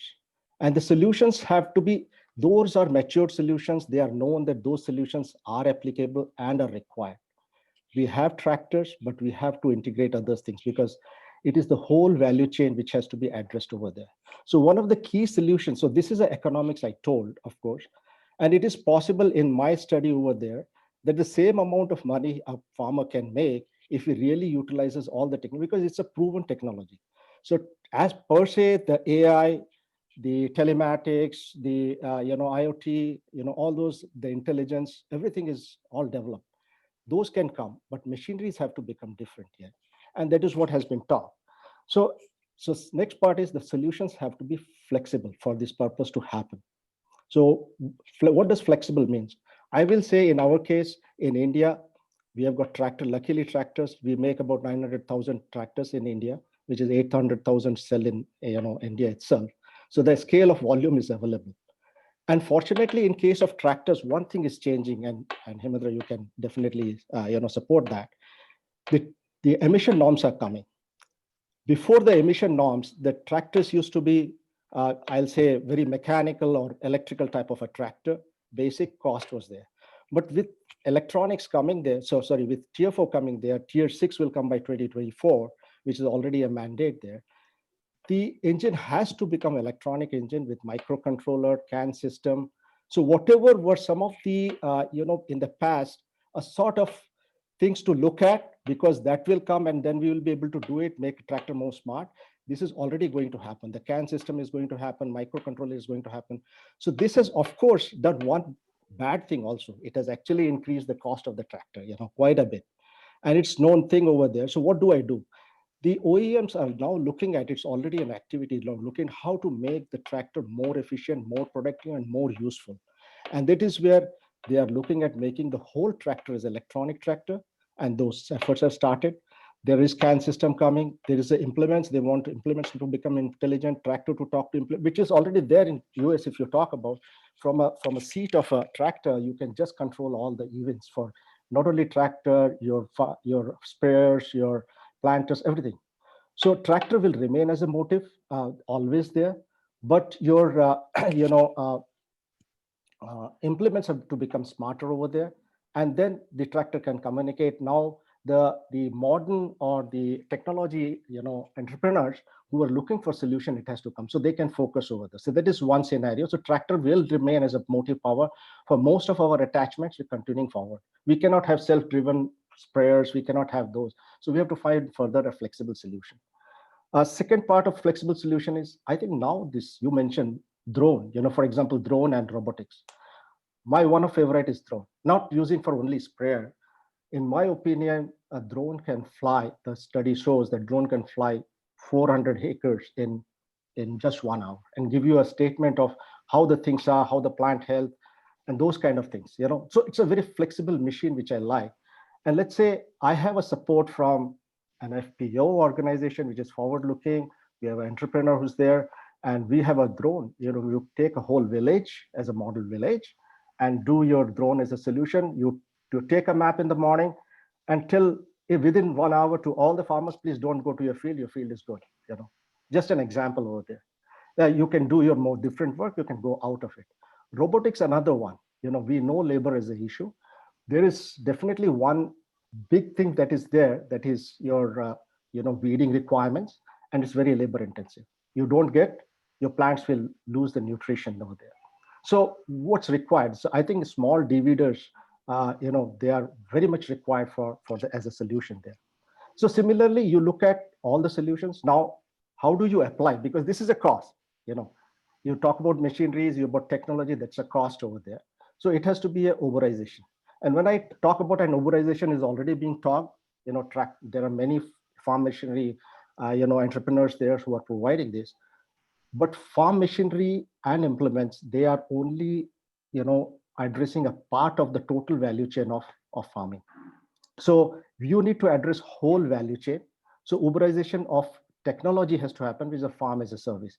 So I think it is a duty of the entrepreneurs, the technologies, the agricultural scientists to really combine their hands and really go to those companies or entrepreneurs who are Uberized. Can we make them more smart to manage their fleet, their productivity, their efficiency, and preventive maintenance, those kind of things, but also to keep on arming them with more technologies to become more flexible solutions. So in all of this, I talked about, and many of you also talked about the FPOs. I think and socio ecological system, and that has been talked about how human to human relation matters. And when you go for a technology, one acre farmer, he's just will just repel you because the cost he is apprehensive about. And that's where we need somebody as a part who is very close. And FPOs, if they're modern looking, they're already changing. Probably we have somebody who can come close and help the entrepreneur to take the whole thing into. One more thing is important, that when you talk about technology, you just cannot look at one technology and apply. It is the whole value chain has still to be managed. So we need an integrated approach over there. So entrepreneur has not only to look at whoever has developed a technology, but has to see to it somehow find a solution for the whole integration. Unless that happens, you will deplete more and more your resources and the cost and the income in trying to not having those. And I think Dr. Srini has provided, finance and your insurance as one of the. So there are solutions which are like I talked about, but there are solutions which cannot be managed, of course, that they are not flexible. For example, irrigation. Drip irrigation is definitely a model, but it's so we know the value of irrigation. Smart irrigation would cost about 1 lakh per acre, but I think financing can make it as a flexible solution. Those kind of things. So in my opinion, yes, I think combination of these things, tractor is definitely going to be leading the effort. There are other things I talked about, de-weeders I talked about making the harvesters, more innovative. They can measure on the go. They require very simple IoT is on the go, the yield management over there. So somewhere, probably everything combined, we probably need a sort of an incubation infra, something like a model village, having 400 acre, an FPO coming forward to make that with some, a bold entrepreneur. Ag universities, they have the real knowledge. A lot of knowledge is existing already, and really do pilot a Uberization plant over there. We need flexible solutions. Thank you, Ramesh. I think this is wonderful summary of the opportunity which exists, and good. Thanks for putting some numbers around it. Always say to AgriTech entrepreneurs, you need not be a pan-India model to create $1 billion business. You can still do it in a region and within a cluster of villages maybe. So I think that's great. Thanks very much for interesting thoughts, and I think we definitely need more innovative business model for go-to-market, as you rightly said, and a value chain approach. We, I think, have another 10 minutes to go. So I'll have one more round of question answer session, maybe two minutes per panelist, if that's okay. Again, going back to you, Arindam, I think you have a lot of experience in building blended finance products. So how do you see blended finance product, how they can improve the access of financial products to farmers and can crowd in more mainstream financiers or bankers or NBFCs to look at this sector? Thanks, Amendra. I think at an early stage to kind of prove to the world that you have an asset class which is bankable, now you require a lot of non-commercial capital also to participate, especially because the risk perception of the mainstream financial institution is very high. So blended finance is nothing but mingling of commercial capital and non-commercial capital when there is a new technology or new asset class which doesn't have any kind of track record. So blended finance solutions have a great role to play, not only in farmer financing or on fintech initiatives, but also on climate financing, because it's something very, very new. Some of them are new or they are perceived to be very challenging from a risk perspective. So blended finance is needed to kick off the first unlocking of capital from mainstream capital providers, and depending on the result of the performance of these blended finance solutions in specific markets for underserved segments, whether it's health, education, or agriculture, it's then that the expectation is mainstream capital can take a credit view on its own. So that's the purpose of the blended capital. First, to be able to, get in some capital to show the world that yes, this asset class is indeed bankable, and then crowd in mainstream capital. I'll stop here, Hemendra. Thanks, Arindam, and thanks for already showcasing multiple such products. I'm very hopeful that will drive a lot of mainstream capital to come into the market. Vedarya ji, you talked about role of FPOs, SHGs. I think another segment is also village level entrepreneurs, right? And we are all worried about employment in this country, and I think rural employment is one big challenge. So how do we involve rural youth or rural level enterprises in taking these agri-tech solutions to villages? A lot of these solutions reside in Bombay, Bangalore, Delhi, but they have to reach Khammam, Baramaki, small places like Dausa, etc. How do we take them to small places involving the rural youth? I can add Kalahandi and Kamrup and other districts as well in this country. And there are few AgTech entrepreneurs in those areas. So yeah, and Hemendra, you can also add in the mix the migrants. Now they're going back. And but these migrants, just a general comment, have lived in Pune, have lived in Bangalore, and they are more exposed to mobile phones. So they also used to WhatsApp. So I think there is a hope if we can bring the youth who had left Uttarakhand, who had left Northeast, for whatever reasons, probably that can be a positive, the blessing in disguise, because they are exposed to technology and they are also exposed to more progressive ideas. That's a general point that, and it, because they are now, the economy is now contracting today's data, 8% by ADB, they made it official. So jobs are also not available in whether Bombay, even somebody has a boot polish union in Bombay, but I know, are there people going out to get their boots polished? I don't know in Bombay. So, but given the general comment, there are many things I wanted to say. This time is short, but I'll build on the previous speakers. Agri innovations, if you go just by the rural entrepreneurs, that would not be enough. I think we need entrepreneurs in the villages, youth, the kind I mentioned, but also you need meta entrepreneurs like my Buddha fellows or other entrepreneurs mentioned by Dr. Ayyappan. So if you have a two-tier solution, the people I give you the example. Kali Madhu is a 2018 IMA graduate who became a Buddha fellow. He was trained in Dr. Ayyappan's institution, IIHR, in Institute of Horticulture Research. What did he do? He setting up 1 acre farm, 1 acre poly farm under sort of green, precision agriculture to grow what? To grow Dutch roses. Even though he's an agriculture graduate, he went to IMA, but he had to relearn how to grow Dutch roses, Dutch variety of roses. And where in Guntur, which is more famous for tobacco and for chili. And I went there when I was working in TCS, that's 81, that is long back. So this person, I'm saying innovations have to be converted in institutional solution of entrepreneur. And they have to work with FPOs. They need to use technologies that are available in ICR institutions. That is one, I'm saying we are living in silos.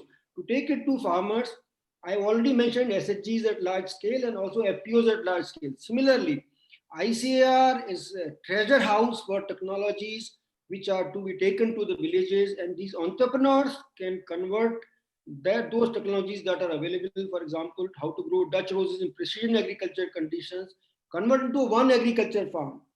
And 10,000 rupees only you can earn by growing paddy per acre, but he's saying I can give up to 4 to 5 lakh rupees per acre by growing Dutch roses. And actually he's just reported that what Dutch flowers, roses were going for 7 or 8 rupees, but because of COVID now in Bangalore, he can sell it for double the price. So agri entrepreneurs are required to take the innovations, and now he will decentralize and actually train the rural youth to grow Dutch roses, and he's also doing tobacco nursery, and the tobacco nursery for selling tobacco to ITC. So I think we need to do that. And third thing I want to talk about is that several ministries of government of India, to scale, you cannot ignore government. Even entrepreneur, that blended finance that Arindam talked about, lot of, call it concessional finance or call it subsidy, that is available. Also, Ministry of Food Processing Industry is giving 25 lakh rupees per entrepreneur. Custom hiring center, the previous speaker talked about, also are being done by the Ministry of Rural Development. Ministry of Agriculture is promoting 10,000. So we need to work with the government is the third thing. Lastly, let me talk about the NGO collaborative that was born out of the COVID. We are 65 organizations in this RCRC collaborative. We have an overall reach of 1.6 crore people across 15 states. So if the AgriTech incubation system works with the collaborative of the NGOs, rather than every NGO together, it would be far more efficient. And lastly, the finance. SEBI has set up the social stock, or is about to set up a social stock exchange, the technical group of which I am a member. Finance only coming from venture capitalists will demand much higher return in the US model, and they will look for exit at a multiple price. That is probably a very small or a tiny solution. But even if we go by Dr. Ayyappan's numbers, of going from 600 entrepreneurs to 5,000 members, 5,000 entrepreneurs, sir, that's a very small number for the country of 1.2 billion. But nonetheless, even to get to 5,000 agri entrepreneurs, money is not available, even at 18% interest rate. I had to pull my my relationship from FWWB to get a working capital at 12% for Rakesh Gupta for custard apple value chain. Otherwise, 18% is minimum cost of capital. Agri entrepreneurs will not survive at 18% or 24%. That cost of capital is very high for agri entrepreneurs to survive if you work on any value chain whatsoever. With these remarks, I want to thank Hemin, Ashok, and Dr. Ayyappan once again. Thank you. Thanks, Vedareji. I totally agree. I think 18% is what a typical PE or VC return is, definitely not the debt return. I can totally understand. So let me come to Rajiv once again. Rajiv, if you look at the AgriTech innovations, again, it's been from an investor perspective dominated by a lot of impact investors. We've seen mainstream capital coming only last year. Of course, it is picking up. But how do we attract more mainstream investors to invest in these innovations? And from your point of view, are there any parts of the value chain which are more attractive for investors? First of all, I just want to address one big difference between our industry and everything else. The normal turnaround time people are used to in some other industries are 3 years and 4 years.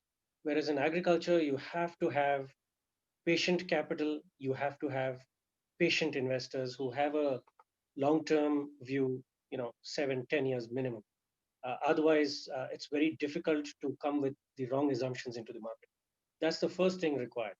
So identifying the right kind of people or parties or institutions, that's the first step. The second thing, how do we bring in mainstream financiers into the system is, see, I talk about this a lot. When a startup begins, especially an AgriTech startup, your view has to be long-term and you have to have a very clear-cut pathway. And your pathway, the ecosystem is very well developed now, I would say, compared to 15 years ago. You have a lot of support being given by the government in the form of institutional, in the form of bridge funding, until such point a real VC looks at it. You have excellent social capital coming in. So the ecosystem is actually very, very well set up. What it requires is entrepreneurs who come, especially from different industries, into the agriculture or agri-tech sector, to have a very clear path, clear understanding, and then I think everything works from there. The third thing I want to say is you have to build yourself for self-sustainability from day one. Everything that happens, all funding that happens, whether it is social capital coming in, venture capital, angel investing, that's just your gap or your steps between your start to your actual self-sustainable mode of operations. That's what I have to say. Thanks, Hemendra. Rajiv, I think good you mentioned sustainability. That's one of my big worries. Unfortunately, a lot of urban-centric startups have sort of focused too much on a GMV and a scale approach, which kind of spoiled the discipline of using the capital. And I think it's high time for most of the agri-tech entrepreneurs to figure out a gross margin strategy. I think scale to me looks easier than building margins, and I think glad you made this point. In fact, I would like to add one point, Hemendra, here. You hit the nail on the head by saying that every entrepreneur has to learn to differentiate between how their capital is utilized, what to use debt for and what not to use debt for, what to use equity for and what not to use equity for. And like I said, with the system being so well developed in the form of grants and government funding available, I think all the entrepreneurs have it all. Probably with a little bit of mentoring, they'll be able to see it the right way. Thanks, Hemendra. Thanks. I think that's another important point. Thanks, Rajiv. Srini, question to you. You have seen so many models across the world. Do you see any 2 or 3 international models, which, from an insurance perspective or from a sustainability finance perspective, which we can adopt in India? Yeah. So the pathway for India, and I want to go back to our SDG 2030 targets. I mean, the number quoted is about 220 billion we need each and every year, 250 rather, to reach SDG goals across all the sectors put together, and ag is one of them. When you see many international markets where the successful really comes from is, A, there's a very clear understanding in terms of the legal and regulatory framework needed to put money at scale.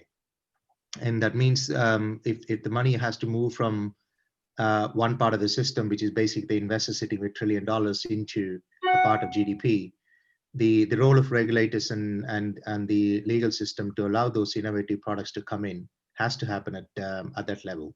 Secondly, naturally, the policy making being very conducive. And one thing that we have been working hard is to think about how the institutions can transfer risk among themselves, which is, when you look at India, credit insurance is not allowed today. So if you're a bank sitting on an NPA, either you have an option to reduce or balance your book, or you basically can't tap into insurance market. So the whole securitization has been seen as a very negative because of what happened in 2008 crisis.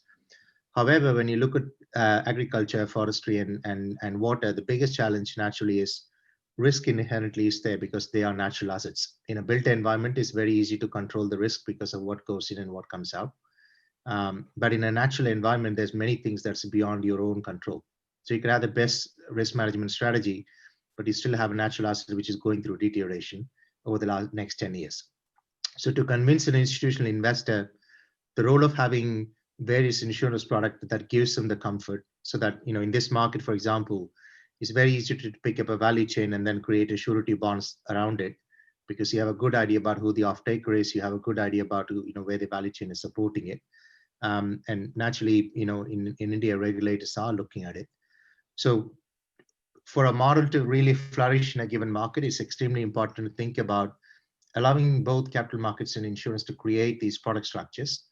Most importantly, the regulators, i.e., both SEBI and IoT AI, really come together and then say, okay, you're tackling, a problem of 200 billion coming into India in various forms.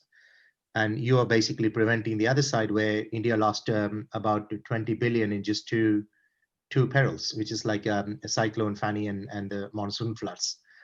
But the amount we insured is only 0.7, basically. So there's 19 billion, which is sitting either with the banks who are sitting on the books, or it's sitting with public sector, right? So to me, I think the thing we could learn about international models is not every model is perfect. Even UK has a lot of struggle to mobilize aquaculture and fisheries and then make them resilient because they are not today. And one thing that we can think about is India on its own is a different beast. Within that, we could really prioritize water sector and agri sector and how they combine together, because agriculture is a big consumption of fresh water that comes through. So we are working on water bond issuances coming out of India to see, because it's a consumption focused asset class, everything is based on fresh water and wastewater consumption. How do you create a water infrastructure where the money can actually move in? That means the municipalities can raise money and they can actually serve both the urban population and rural population. So to me, I think that step change has to happen in India, where we're not really thinking about a zero-sum game where it's always been pitted as private sector versus public sector in many parts, including what's happening in farming sector.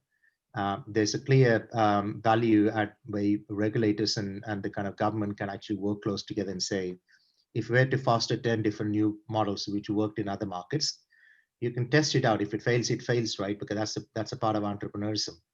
But at least nobody should blame India for lack of trying, because we got a lot of things we can achieve.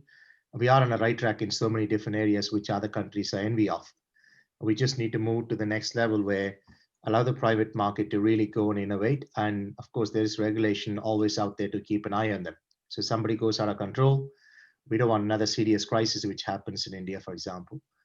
But it's something we can start to really open up a little bit, which means there's incentivization for private sector guys to come and say, I can develop these products as long as the products are ethical, the data protection laws are very much sitting within the country, then it's a lot easier to try and test it out.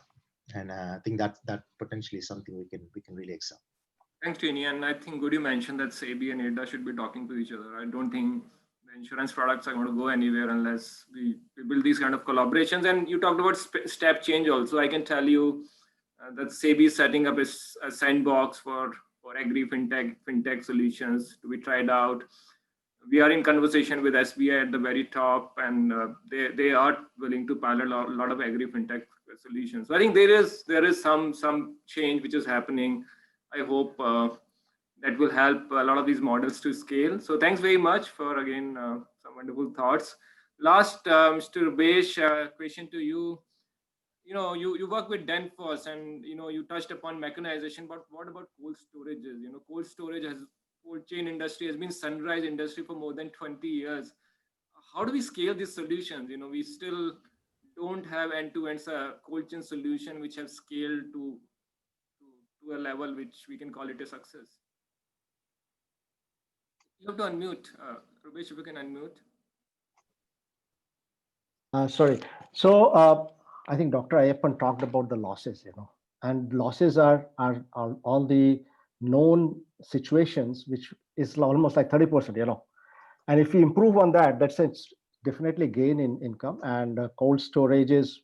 So there could be 2-3 efforts in this direction. So for example, Danfoss did one of the cold storage solution is to transport for bananas, to export it to a country, which takes about 30 days. So the health of that one can be managed through your IoT sensors.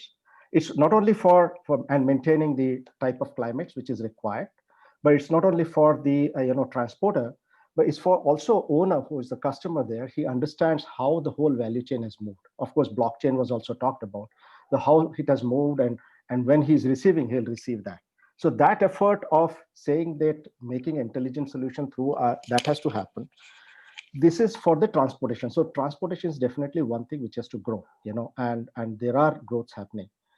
I think within us, when we talk about a village and when we talked about FPO, I think they have to also come up. The cold storages can be a sort of a joint effort of a community. And there are solutions being talked about in Africa and other places. I do not know why it is not much talked about, but those could be made really very, very cost effective through your, solar being, and already electricity was talked about, but through solar solutions, those can be made very cost effective and available throughout the world, including there are some solutions on storages which are open source available and been tried in Africa, where, they're very cost effective. And you put it, if you can, I was talking to one of the, social reformers, like he was trying to take care of a village. I said, his vegetables are they perish very quickly, 1 or 2 days. I said, if I give you a solution which I've seen or I've read about for 10 days, if I can protect your tomatoes without, he said, it's a huge, because he has to otherwise sell, So I think there are solutions available. We have to tap it and try it at one model village and see that becomes an example and scale it up. Observation. I know at least a couple of innovation. One is Cart in Jharkhand, which is built at 25,000 rupees cold storage right at the farm, and increasing shelf by 5 days, but that's good enough. Yes. There's 1090, which is built 60 liter, 100 liter last mile delivery solution at a very, very small cost. So I think that's happening. That's very good. I think we are running short of time. I can see Ashokji getting worried, and I think the next session is about to start. We have few questions. Can we take 2 minutes to close? Ashokji, do we have time? Or we, okay. We have 2-3 questions in the chat box, and I don't want to disappoint audience. The one question is, what are the data points that banking sector need for making better loan disbursement? Arindam, you want to take this up? Well, there's a lot to be said there. So from a credit risk perspective, now what we have is traditionally we used to look at the business related data for a farmer. I'm taking the example of a farmer, but now with technology available, even alternative data, data which is not related directly to the business, but data which determines to some extent there's a correlation between farmer repayment behavior, those are also getting captured. That's how typically the fintech models work. And in agriculture, I mean, I won't be able to go through all the data that's required in a short time, but it becomes a lot more comprehensive. And the more important thing is it becomes efficient and more reliable. Thank you. Thanks, Arindam. That was brief and straightforward. There's one question: how do you make the process of digitization sustainable? I can only say digitization would drive sustainability, right? Because that will bring the cost of capital down, that will improve farm economics, and hopefully that will drive the sustainability, can make climate finance possible, which I think a lot of speakers spoke about it. I think we are 11:30. Probably, I think it's time to close. I just want to say a huge thank you to all the panelists. Some wonderful thoughts, and I sincerely hope we stay connected. I think there's a lot to work together. Word of thanks to Dr. Ayappan for some wonderful thoughts at the beginning of the session, and Ashokji for all the hard work and coordination. I think you did a great job. Thanks very much, and over to you.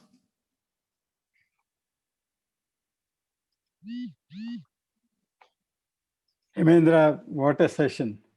I think it's totally stuffed and great panel there. And I think you picked up very pertinent points to be, eliciting the best of the kind of things happening around and what can be brought to India. I think the IoT Forum and the IoTMatrix is privileged to have such a great panel. Moderated by you and led well by Professor Ayappan in the morning, setting the right track on us. But lots of great happenings, great words and great themes and great solutions were discussed both on finance, capacity development, demand creations, and then putting it across the kind of consumers the way they want, and how the sustainability can be built up by finance, different, models we can create in. But coming back to the IoT forum here, we have a special interest group with 20 of us trying to do the volunteers. Most of these aspects we are trying to touch base, and this group, this panelist group and the kind of network you have, we would like to access continuously. It's not that we have made a beginning today. We want you to be with us on a continuous basis, and collaborations should happen. In fact, this forum is international, and there could be people who are looking at India, come in with the kind of collaborations we can have, and customization should be the answer, because agroclimatic zones are heterogeneous. Customization can be built more by startups, and that's what the IoT Forum and IoTMatrix aims at the volunteering here. In fact, right words used is the mentoring. We have a huge IT specialist experts mentoring the startups here, and also the domain experts like Dr. Ayappan and others like Rubesh was there, and they pick up the points and then build up the solutions, and that's the way we are heading to.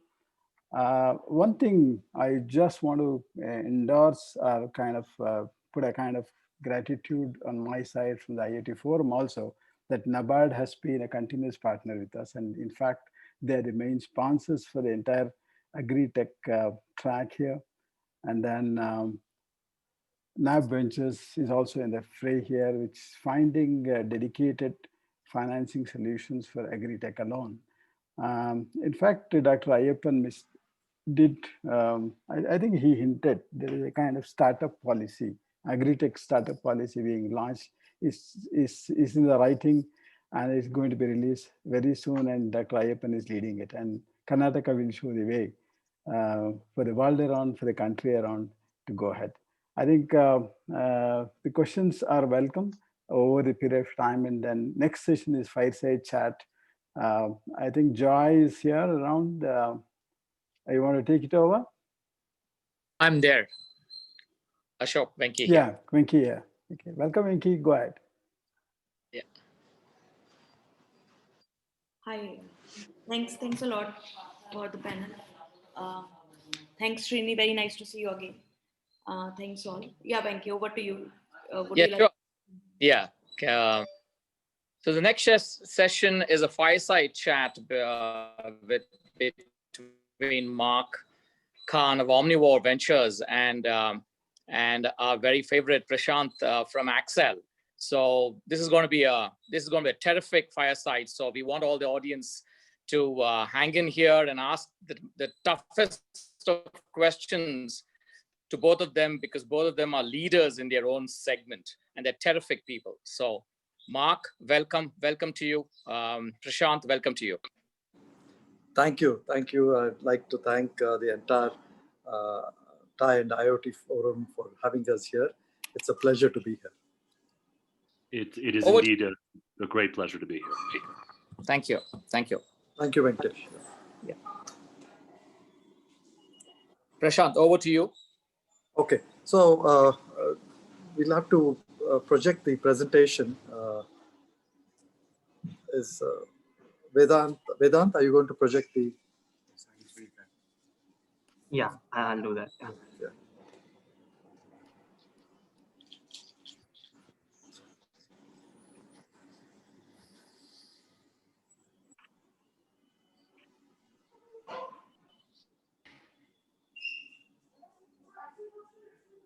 So thank you, Vedant. So pretty excited. Mark and myself have been working through this COVID on many things. But in addition to that, we've been able to put together this report, which hopefully serves multiple purposes. We'll talk about it. Next slide, please. So the agenda for today is Mark and myself will give a quick overview of the report, and we will then get into fireside chat, and I'm hopefully going to quiz Mark on some of the aspects of the report, plus overall some of the trends that he sees in the post-pandemic normal. Next slide, please. So I think the sector is at a very big inflection point, and I think it's important that any sector to flourish, the right entrepreneurs and the right funding partners kind of come together, and that's what really create large outcomes. And I think we definitely see this sector being at the cusp of both of those. And if there is any indicator, it is the type of funding pattern that we see here. It's been increasing year on year, and we are hoping 2020-21 to be that year where hopefully we get across that $1 billion. But I just little bit heard of from the previous panel too. I think the interesting part would be that we may see sustainable businesses being built here in Agri, because we are coming just out of this pandemic where businesses are starting to understand the value of great gross margins, understand the value of good balance sheets. So the Agri sector, while it will receive all this funding, hope is that it can build great businesses that can be IPO'd. Next slide, please.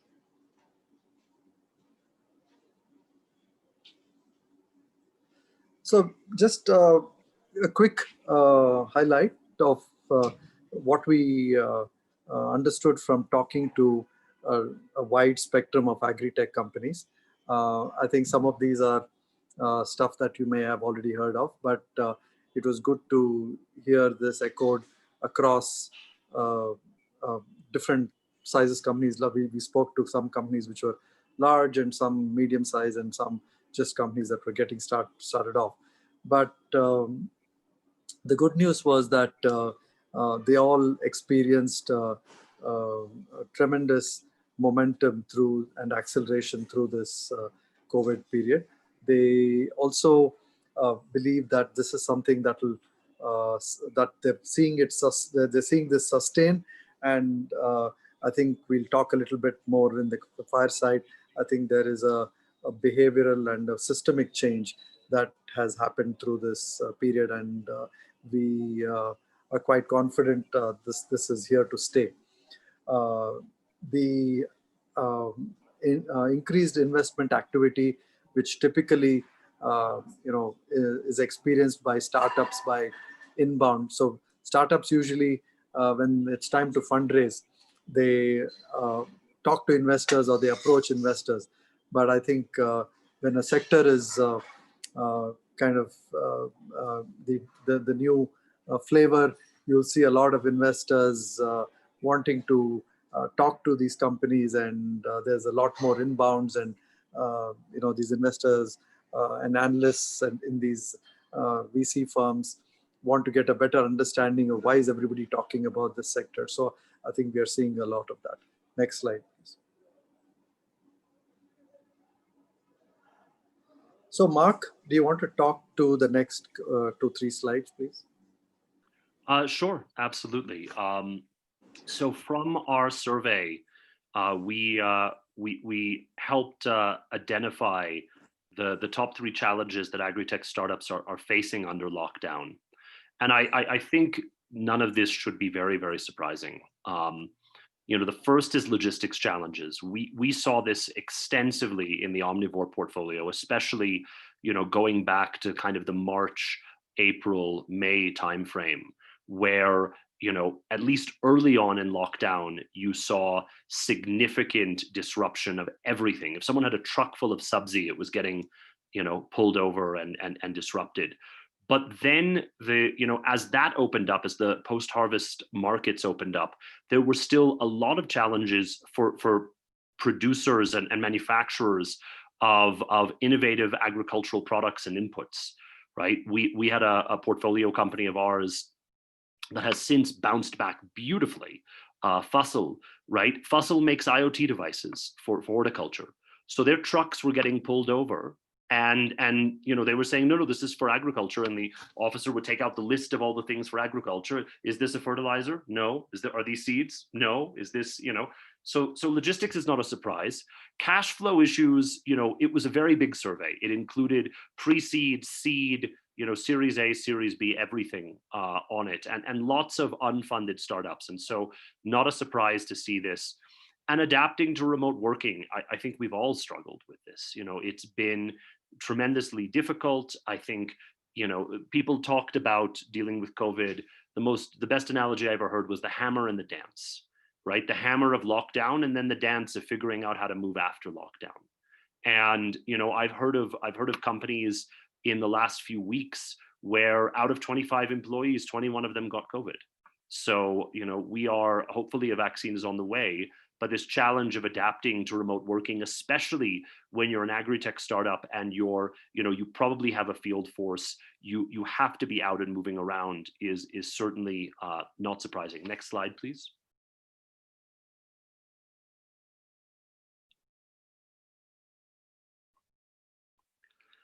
At the same time, right, there have been tailwinds for this agri-tech sector that we identified and talked about in this report. And a big part of that, we distilled it down to 4 big ones. The first thing was a significant disruption in the status quo of agriculture as a result of COVID. So lockdown resulted in shutdown Mondays, shutdown APMCs, shutdown markets, shutdown agri input shops, right? All of a sudden the Artia doesn't want to meet with you. So it disrupted a status quo, that AgriTech had coexisted with for the last few years. And all of a sudden AgriTech went from being, these nice young boys, right, in the district headquarters that want me to, use my smartphone for something other than watching movies, right? All of a sudden that became infinitely more interesting, not just for farmers, but also for traders, also for agri dealers. Everyone in the ecosystem suddenly needed digital solutions, and the AgriTech startups were there to deliver them. Second thing was labor scarcity, right? The best way, when people talk about labor scarcity in rural India, it confuses a lot of urban Indians, because they're like, no, obviously there are lots of people. Well, no, there aren't. Right? There has been incredible amounts of urban migration over the last few decades. And the question is not whether there's labor, but labor when you need it. Is there labor at the time that you are planting? Is there labor at the time that you are harvesting? And so as a result of all of this migration, and then, right, essentially the exiling of millions of people back into rural India because of the lockdown, right? It's not that they went to the places where they were giving migrant labor, they went back to their native places. So as a result, you actually have even more labor scarcity than in a usual season. Third big trend was consumer demand for safe food. I think we all know this, right? The beginning of the pandemic, we were wiping down our packages and just suddenly becoming very, very cognizant of where all of our food came from and what the risk we might be taking. And that's extended beyond just packaging and possible COVID exposure to a lot of demand for safe food and traceability. And finally, government reforms. Now, it may not be the day to talk about that because negotiations are on, and I'm getting lots of interesting phone calls about how that's going. But the government decided in the midst of a few months into the lockdown to take some 20-year-old reforms that had been debated extensively and to start implementing them, to pass them and make them national law. And I think even if there is a 3 steps forward, 1 step back outcome, even if there are some concessions and adjustments made, I think fundamentally this was a big bang moment. This is a big bang moment for our sector, where one nation, one market is becoming a reality, where the monopolization of agricultural marketing by the APMCs is finally being shattered. And hopefully, in the wake of this will accelerate the tailwinds to the sector.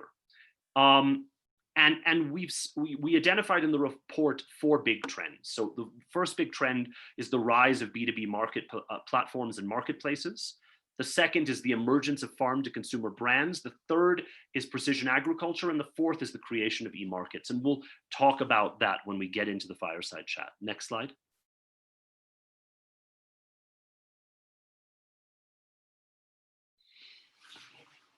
So the case studies, ultimately we had to use case studies. And so looking at all of these trends, right, the rise of B2B platforms, farmer platforms, and marketplaces, we looked at AgroStar, which is one of the largest input marketplaces in India. We looked at NinjaCart, one of the largest output marketplaces in India, both of those Excel companies that Prashant invested in. We looked at Dehat, an omnivore portfolio company that is a holistic marketplace that operates in Eastern India and does inputs, outputs, market linkages, advisory, and fintech. And we looked at AquaConnect, which is essentially doing the same thing. It's a holistic farmer platform, but just for the aquaculture sector, which is largely in coastal India, primarily Andhra, Tamil Nadu, Gujarat, Orissa, and West Bengal. Second big trend was the emergence of farm to consumer brands. And we highlighted 4 of those here. We highlighted Country Delight, probably the largest, right, F2C brand in the dairy sector. We highlighted Fresh to Home, the largest F2C brand in the seafood sector, though they also have generally non-veg. And we highlighted 2 upstart F2C brands in the fresh produce sector, Clover, which Omnivore and Excel have co-invested in, and Orinco. Moving on to precision agriculture, we looked at 3 businesses there. We looked at Cropin, which is essentially an integration of farm software with remote sensing, operating quite globally, but also in India. We looked at Fussell. Fussell is an omnivore portfolio company that has developed IoT sensors for on-farm monitoring and algorithms in the horticulture sector. So they're working in grapes and pomegranate and all sorts of high-value horticulture. And Eruvaka, another one of our companies that is in the basically IoT for the aquaculture sector. And finally, in the area of creation of e-markets, we looked at a lot of plays that are digitizing trade, but also embedding fintech. Or leading with fintech. And some of those include Samunati, an Excel company that is the largest agri fintech play in India right now. Arya, which is an omnivore company, which is running post-harvest financing and warehousing at a very significant scale. Stellaps, which has digitized the dairy economy in India. And AgNext, which is bringing digital quality to post-harvest value chains. So those are the 15 startups that are here. And I think the case studies really tell the story of how COVID played out across all these different sectors and across all these very, very different companies over the last 8-9 months. Yeah, Mark, thank you. I think this report, I think would be fair to say that it highlights three things.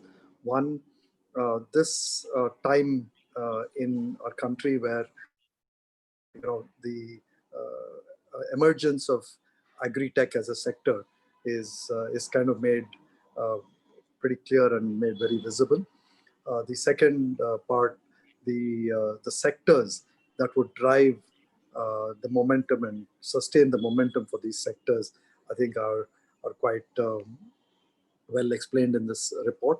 And finally, I think this is probably the first report that does a quite an extensive coverage of all these the scale startups that matter, and you get the viewpoints of the post-pandemic normal and how the sector would evolve from all these folks. So I think we can go back to the videos of Mark and myself. Yeah, thank you. So Mark, the next 20 minutes, I would like to pick your brain in terms of a little bit of jog your memory in some cases in terms of how we got to where we are today in the sector, and where we are today, and a little bit of why we are very excited, and we think this is one of the next big sectors for our ecosystem.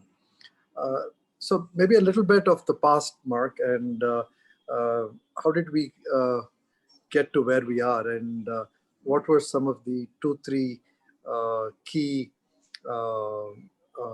inflection points that you think have created an interesting opportunity here for the entrepreneur? Sure. I say this as an investor who's been in this space since 2010, which is not just early, but probably too early, as I will very openly and honestly admit. I think the early days of AgriTech. So I started Omnivore in 2010 with Janesh Shah, and we both had a unique perspective on why we wanted to do this. I had the perspective of being at Godrej Agrovet, where as the head of strategy and business development, I oversaw M&A, and I had all these agri-tech startups coming and asking me for money, and I didn't understand why. And what I realized very quickly is that at the time, generalist VCs really weren't touching the space.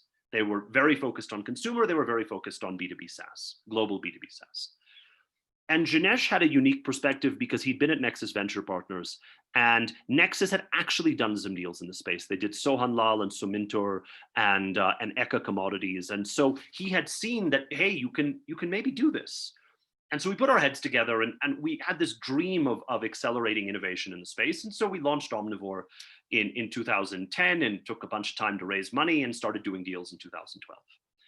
And as I've said many times, really the stuff that we were backing early on were generally two things. They were either business to farmer businesses, because that was the only way you could get scale. And that's what companies like Stellapps and SkyMet did. They couldn't go farmer to farmer to farmer to farmer. So they would sign Nandini or Hatson, right? If you're talking about dairies, or they would sign, the AIC or the state of Maharashtra. And that was how these companies tried to scale. Or if it wasn't that, if it was a hardware company, right, the hardware, the innovation had to be at a price point where you could justify building out a field force. And none of these businesses, right, the B2B to F things scaled much bigger. The hardware businesses got to like nice profitable size, and we've gotten strategic exits from them. But none of it was blowing the doors off anything. And I think a couple of things really changed in the middle of this decade, around 2015, 2016. The first was the arrival of money, right? We were just starved for investment. And I think if you want to understand the journey, in 2015, we had a massive consumer hangover, okay? Tiny Owl died, a bunch of other stuff died. Everyone realized they couldn't back 9 million delivery companies, right? And all of a sudden, right, there was this attention shifted towards SME, B2B, fintech, all of these spaces that went beyond upper income consumers and really touched Bharat, right? Really went at the rest of the Indian economy. And I think that was the beginning of the entry and the interest in AgriTech as people began to say, okay, who are the next 500 million users, right? And so that was a big thing. I think the other big thing had to do with technology, right? Why was it so hard to reach farmers individually in 2012? They didn't have smartphones, right? They might have not had cell phones and their connectivity sucked, right? And so you fast forward and you add, right, smartphones, low-cost smartphones, 4G, Geo, and all of a sudden you can actually, if not directly connect with every farmer in India, right, you can at least connect, right, with more progressive farmers, and you can connect with people in villages everywhere, right, dealers and artiyas and other. So the tech changed, and that changed everything. And then finally, I think the talent changed. I think as the viability of building massive businesses suddenly emerged in this space, you saw a very different kind of founder. You saw a lot, we're now seeing lots and lots of founders that have prior startup pedigrees, and they understand, I'm gonna use a lot of VC BS words, but growth hacking and blitz scaling, and they basically know how to grow stuff really fast, in contrast to a lot of the earlier entrepreneurs who came from more corporate backgrounds. And so I think put it all together in this space has, you know, then you put all of that together, you have 4 years of great growth, and then COVID happens. And I think that's where we find ourselves today. Yeah, Mark, it's been an amazing journey for you, and hopefully you feel good about making that move to India and then into this sector, right? So I've never looked back. Yeah, it's worked out. So Mark, I think, I mean, if we have to highlight, I know that there's a lot of COVID-related case studies we have in this report, but if there is one that you would pick out where you saw the whole the whole impact accentuated in a positive manner, and giving impetus to a particular business or a particular sector, subsector within the multiple areas. Is there one that you would like to talk about? So I think the sector that saw probably the biggest impact, right, is the first sector mentioned in the report, which is Agri B2B marketplaces and farmer platforms.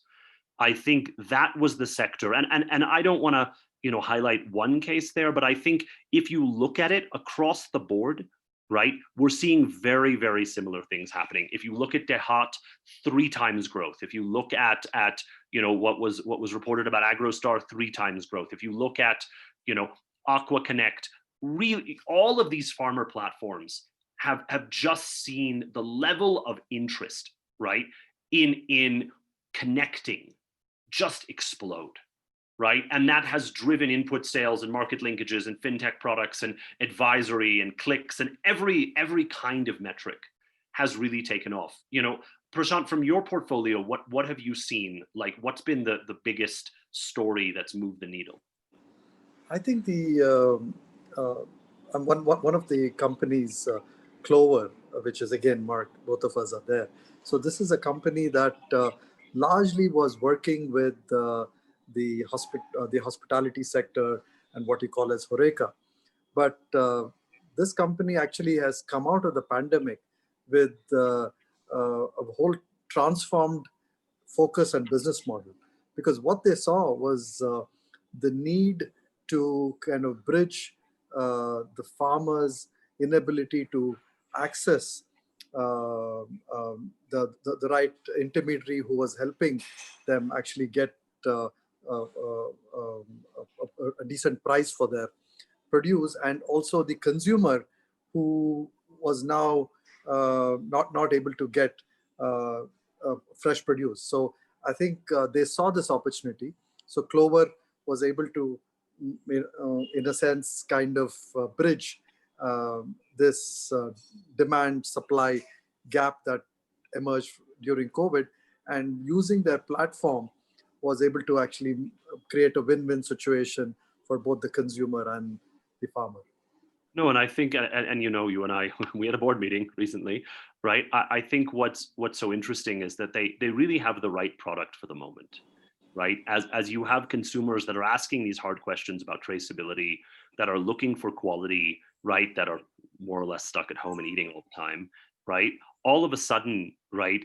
I mean, I joked that the result of lockdown is that we have all learned how to cook and we've all become functional alcoholics. So, but the cooking part matters a lot, and you know, and so people are becoming more attuned to the ingredients they use. And so I think this whole space of kind of branded fresh produce, of fresh greens, of knowing that what you're feeding your children wasn't grown in wastewater and isn't soaked in pesticide, I think the Clover boys are doing a great job there. Yeah, and Mark, maybe a related, you know, kind of tangential, but at the same time related, the whole emergence of F2C brands. How do you see this evolve, and will investors who have already been seeing some great promise in D2C brands now quickly see this as an opportunity? And for entrepreneurs who build these F2C brands, any advice in terms of how should they think of them differently? And sure, yeah. So I'm gonna make a statement that will, you know, some people will like and some people will hate. I think the interesting thing about F2C brands is I think they are positioned to be the most successful food startups, product-based food startups in India. And a lot of that is to point out what has failed. And what has failed in India is a lot of the, you know, challenger FMCG, CPG stuff that has, to be clear, radically succeeded in the West. Okay, in the West, you have a big food sector, General Mills, Procter & Gamble, Kellogg's, and all of these guys have been churning their legacy brands, the stuff I grew up on, okay, and buying all of these innovative brands for hundreds of millions of dollars and billions of dollars, and it's been incredible, and we have none of that in India. What we have are niche companies in products that are not fundamental to the Indian diet for the most part, and no exits to speak of that are any good. And so I think what's so interesting is and I have to give full credit, not to my own brilliance, okay, but to a woman who I deeply respect, Richa Arora at Tata Consumer, who one day sat me down in the midst of my bullishness about innovative FMCG and said, basically, Beta, India eats off a thali. Okay? If whatever you're doing is not on the thali, what's on the thali? Grain in the middle, sabzi, some non-veg if you eat it, dahi, right? You know, dal. If it's not that, and then obviously, right, things like dosa and idli in the South, but the point is, if it's not that, if it's cold pressed juices, right, or craft beer, or what have you, fundamentally, it's a marginal part of the diet. And so what is so interesting about the farm to consumer brands, and what is so exciting about them, is if you look at what they are making really eat that much processed food. Okay, India doesn't eat processed food compared to almost any country in the world. Our diet is basically made from scratch every day. Yes, rice is lightly processed, wheat is lightly processed, but basically you're buying fresh vegetables and raw materials and you're making food. And so what's exciting about F2C is, what are the categories, right? You've got fresh to home, seafood, right? You've got licious, non-veg, right? Chicken, mutton. You've got country delight, you know, dahi, ghee, paneer, milk, right? These are all the building blocks of our actual diet, not the diet of Koromangala and not the diet of young people, right, living in Vasant Vihar, but the diet of most of the country. And so I think what's so exciting about F2C is that, and I think the biggest thing about F2C, the biggest thing that every F2C entrepreneur needs to understand is what is their farm level intervention. I think what Chakradhar at Country Delight has done so well is he's not running, people tried to launch, if you lived in Bombay as I have, right? We have a brand in Bombay called Country Delight, and Country Delight's a perfectly good milk, right? There's another one called Sarda Farms, but they've never really gone anywhere because they're essentially captive large dairies that were built as massive CapEx projects. What Country Delight has done so well is they have figured out the right level of small scale intervention at a farm that delivers quality. And that farm might have 5 cows or 10 buffaloes, but it's basically meant to scale. So I think the biggest thing that farm to consumer brands need to figure out is what is their farm level intervention that is meaningful enough to make them sticky, that is meaningful enough to make the product much better, right? Like for Clover, it's essentially the whole use of polyhouses and innovating around polyhouses, right? That's the trick. And then you obviously have to figure out the consumer side, but you first have to have that intervention that makes your product much better than the status quo. Yeah, Mark, I think the other interesting thing that we speak about and a little bit covered in this report, but also something that from a forward-looking perspective is really where the big opportunity lies, is the leverage of India tech globally, right? And I think that's a little bit of the SaaS aspect of what we see happening today. Indian SaaS companies building in India for the rest of the world. But I think Agri has a very similar opportunity, may not be just for North America, but for many other countries which have small farm holdings. And Mark, what are your thoughts? And is this an opportunity that you would see Indian entrepreneurs go after right now? Do they have to build in India, mature these solutions a little bit, and then go tackle some of these other similar markets? So in Omnivore, we always say that India is the smallholder laboratory for the world, right? And there's a reason for it, right? There are about 500 million smallholder farmers in the world. Together with their families, it's 2.5 billion people. They make 80% of the food the developing world eats, right? So this is a huge, it's just a ridiculously large TAM.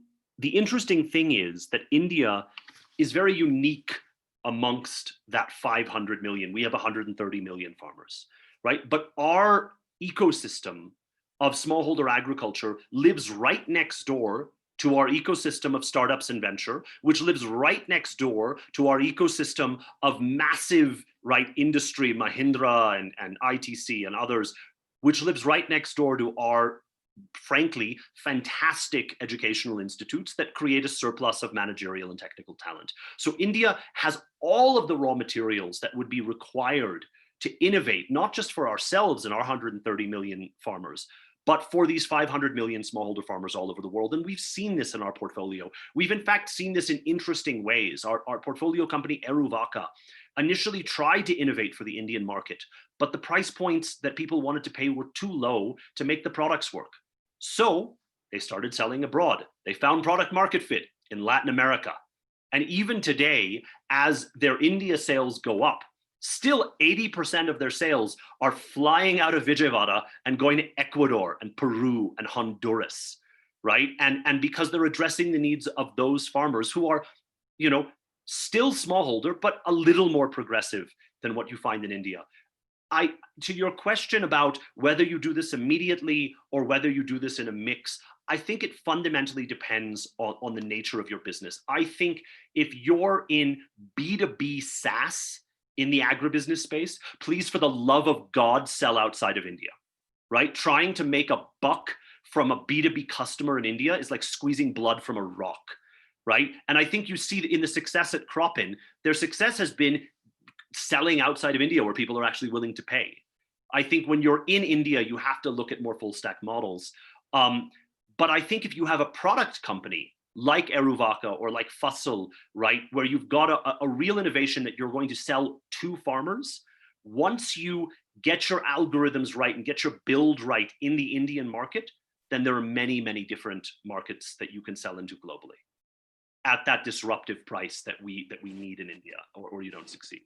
Right, right. So I think the financial services sector is another interesting one, Mark, where I think post the pandemic, I think you will probably see many more Sammanati-like companies that tackle the insurtech space and some of the other ones which have, have small scale success so far in the agri sector. What is it going to take to make some of these agri-based fintech startups really get to some scale like what Sammanati has got? So I'm a very big believer in the idea of embedded fintech. I think that Sammanati is just a fantastic company. I wish I'd known you back then and gotten in there. That's definitely on my anti-portfolio. But I think they've done fabulous work in sort of building the ecosystem generally in this agricultural sector with FPOs, with startups. I don't think we need to see a million Sammunatis. I think probably the next frontier is really embedded fintech. It's basically, finding ways to put a fintech product into another piece of business. A good example here is is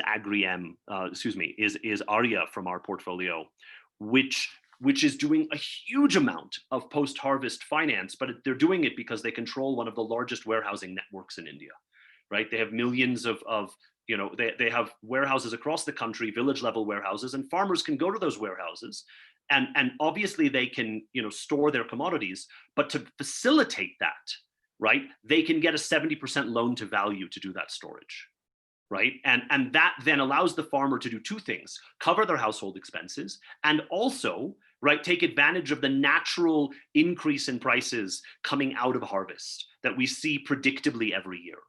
I think that's an interesting embedded fintech story. I think we're seeing embedded fintech, right, in companies like AquaConnect and Dehat, farmer platforms where they're putting lending into that platform itself. And we're seeing it in companies like Agri, which are lending to agri dealers as opposed to lending to farmers, because that's a less risky credit, especially when combined with product supply. So, I think embedded fintech is a great space. I think the other thing is we're going to see more insurtech. I think Cropin has been working on insurtech. I think companies, we have a portfolio company, GramCover, that's probably the largest rural digital insurance brokerage right now. And I think you'll see more and more players coming into the insurtech space with innovative products, not just PMFBY, but also lots and lots of innovative products that can help farmers manage their risk. So Mark, there's a couple questions, so maybe we'll take some of them. Yeah, sure. One of them is, are we really seeing farmers' incomes being doubled? Are our startups, and I think both of us have enough. So you tell your case study, and I'll tell mine. I can just take the example of AgroStar, right? So they work with close to 1 million farmers. And these 1 million farmers have traditionally have been dependent on, just a lot of information that is not timely. And the other challenge is buying brands from local retailers, which are spurious in many cases. It's largely push driven. It's not what the farmer wants, but it's what the retailer thinks they should have. So I think the net result was, I think the farmers, were in this perpetual kind of negative spiral of not making progress, right? And I think in multiple ways, and whether it's Dehat or whether it is AgroStar, I think they have started to look at the farmer's perspective in many ways, and because they want to build a business for the long term, right? And that's the big difference between maybe a very small trader or a very small retailer and some of these more professionally managed and run companies where they want to get sticky customers for the next 5-10 years and build massive brands which can IPO. So I think that's I think a big difference, Mark, in terms of, so any example from your side? No, I think for us, probably the biggest example right now is Dehat, right? Where Dehat has been able to increase incomes between 50 and 100%. And they've been able to do it in different ways. They've been able to get farmers, right, higher prices for their produce. They've been able to lower the cost of inputs for farmers and take away the same challenge of spurious products, of giving them the right product for the right challenge at the right time. They've been able to lower their cost of finance, right? You know, if you're borrowing money from an Arthia or an Agri dealer, you're borrowing 3 or 4% a month, right? You know, and you've got institutional credit in agriculture at like 13% annually, right? So if you can bridge that gap, you can really make a big difference to essentially just, you have to think of every farmer as a micro entrepreneur. And by definition, as a micro entrepreneur, they have an income statement, right? And that income statement, right, it has their revenue, their yield times their price received. It's got their expenses on all of their farm inputs, and it has their cost of finance. And if you can play with those levers, you can absolutely achieve the goal of doubling farmer income. Mark, the next question is pretty interesting, and it's something that we keep discussing. You know, will really another Amul happen, or will it really be a very different model where you have multiple platforms delivering values in very distinctly different ways? And what will be the role of FPOs, which in some cases very spotty in terms of what they have delivered, but do you see you know, startups and startup entrepreneurs really, once they start leveraging them, will farmers force better FPOs from? Is that going to be the outcome, and you will see a lot of regional Amul like impact, or do you see just very differently? So I think we have to go back to the Amul story, which I would always tell people that you know, Verghese Kurian is one of the great heroes of post-independence India. Here you have this man who had incredible opportunities to study abroad at the top engineering institutes, come back, right, and work in the villages of Gujarat building this business. But you know, why has the cooperative sector worked in dairy and not elsewhere? I think because, right, dairy was a very unique product. It was a product that spoiled. It was a product that had to be processed. And the farmers that were engaged in dairying, right, had a dependency on you know, on a value chain that was eventually built that's very hard to migrate from. I think the challenge, right, I think if we look at the success stories in FPOs, right, the biggest success story is Sayadri. Right, and if you know the head of Sayadri, and I do know Mr. Shinde very well, you know, what's interesting is, again, he has engaged with, in this case, more progressive farmers, but he's engaged in a value chain, right, that extends to the supermarkets of Europe. Right, Sayadri is mostly grape and pomegranate centric, and it's export centric. And so you have an opportunity to really improve the product the same way that Amul did, to market the product and to really build a value chain. I think we will see more success, right, in the horticultural sector from a cooperative perspective, because I think, and I think, you know, this might be a great time, Prashant, to talk about what you're doing in Karnataka, because, right, that's very much central to all of that.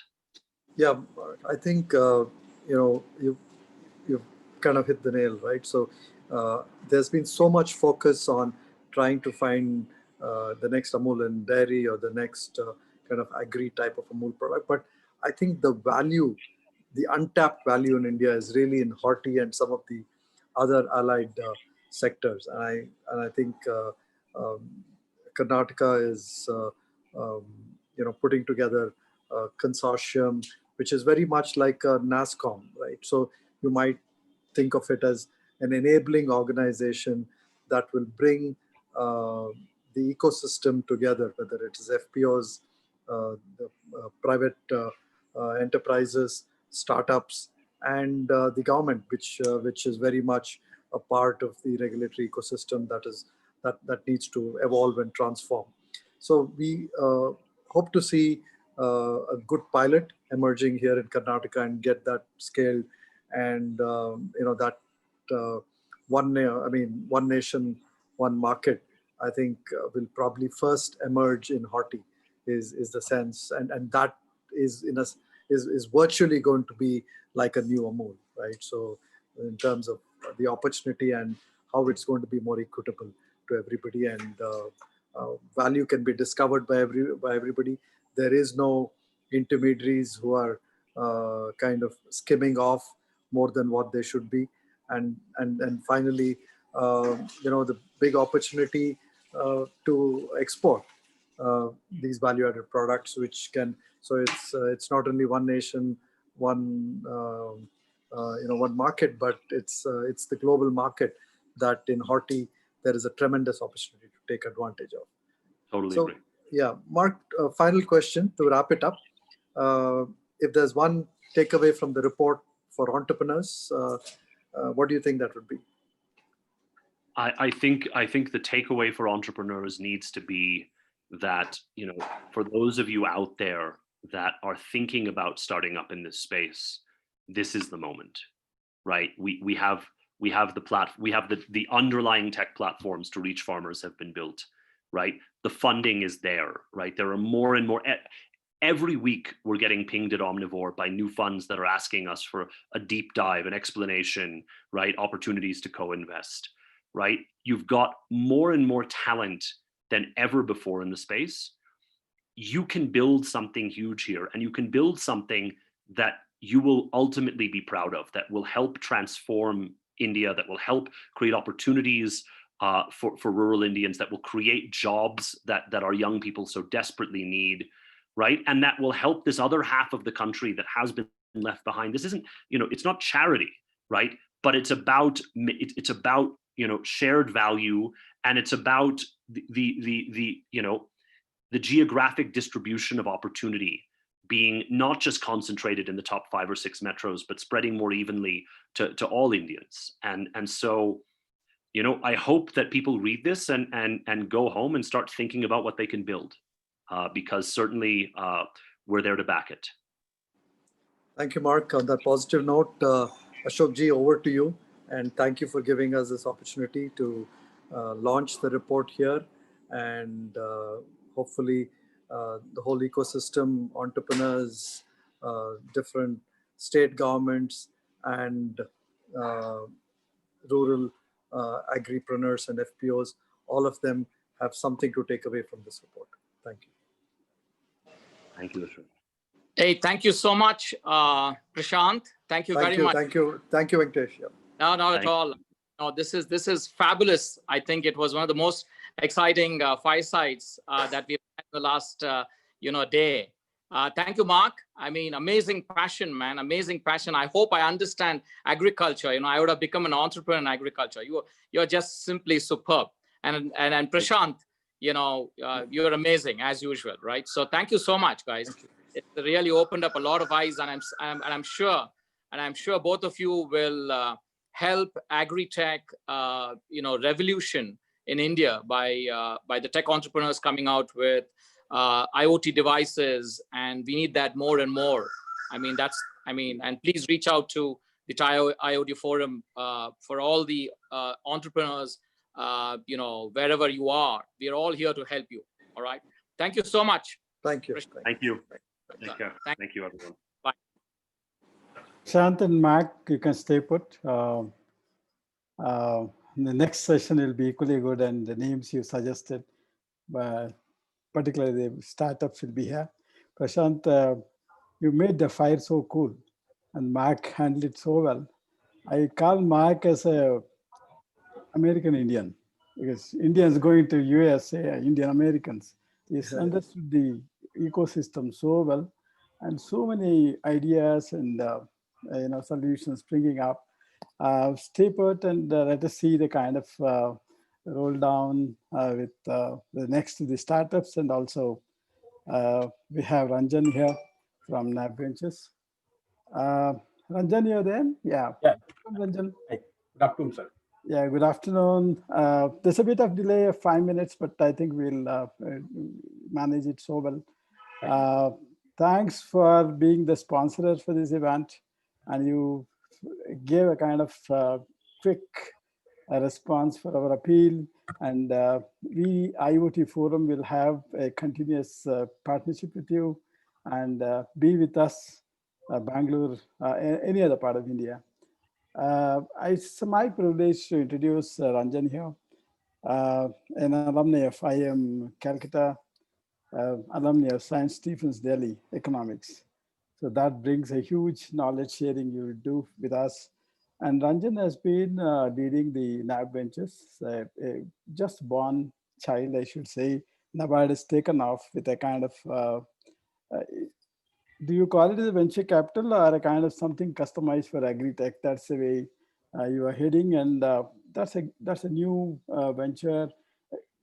Particularly, it's backed by NABARD funding, where mid-stage startups in AgriTech, food tech, agri, rural fintech, health tech, and edutech, they're all clubbed together, and you have, I think, too many opportunities were shown to you in the last 3 hours of the session here. I think you have been an agri-food tech investor and has a huge background of venture capital and private equity investments, and more particularly projectizing and then heading to the project finance. The good examples I saw from the NABVENTURES is the Jai Kisan, where he invested fintech startup, and Unnati, where the agri input and output selling. That should happen if you want to generate a good revenue margin for the startups or kind of operators in the value chain.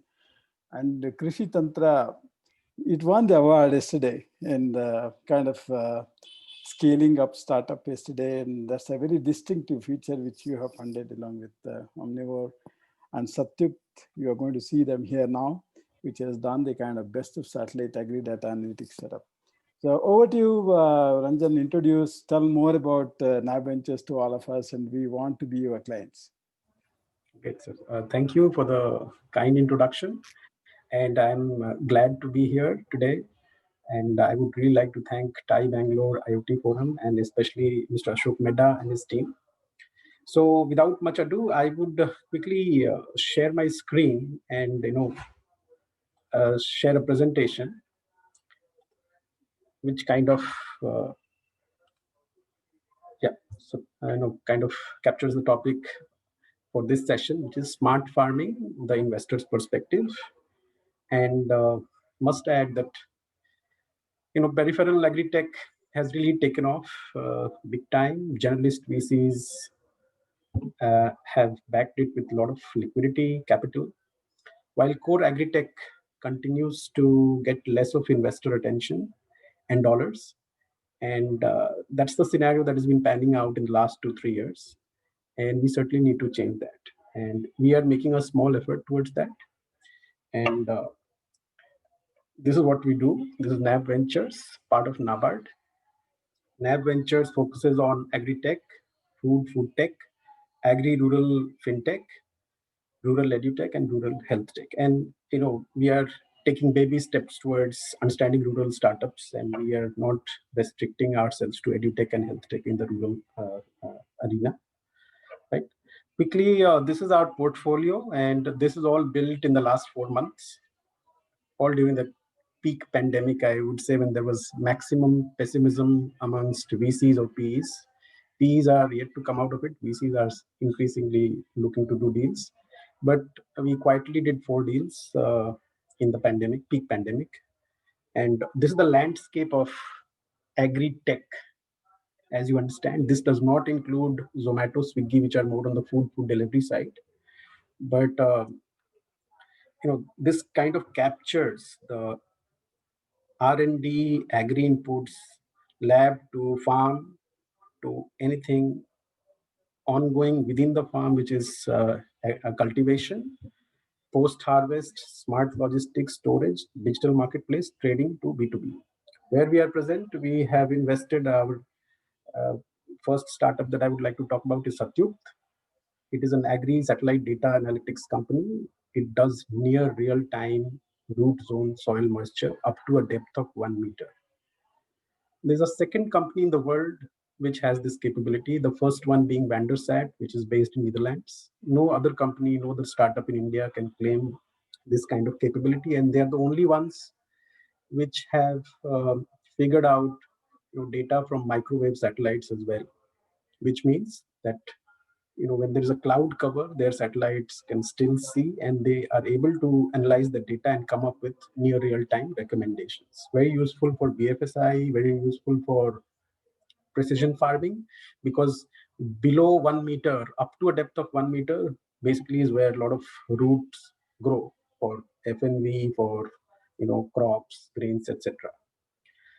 So doing cutting edge work. And then we have Unnati, so I talked about it, tech-enabled agri input and output selling platform. Absolutely great founder, and this is going to witness hyper growth very quickly. And NABARD is there to help us on that front. Krishi Tantra, which kind of won the award for most promising IoT startup in the scaling up category. It does rapid soil testing within 30 minutes, comes up with soil testing as well as prescriptive practices that need to be followed, and or which kind of crops or FNB need to be grown in the soil. And then we have category leading agri rural fintech, Jai Kisan. So I disagree a little bit with Mark out there saying that embedded fintech is the way. It's not. Certainly, there is a space for pure play fintech like it is in the banking world. It's there. The space is certainly vacant and going begging so far. But Jai Kisan has kind of quickly ramped up its portfolio of loans in input financing, equipment financing, and invoice discounting, right? And with the might of NABARD and its pan-India presence, and connects with regional rural banks, cooperative banks, 4,500 plus FPOs.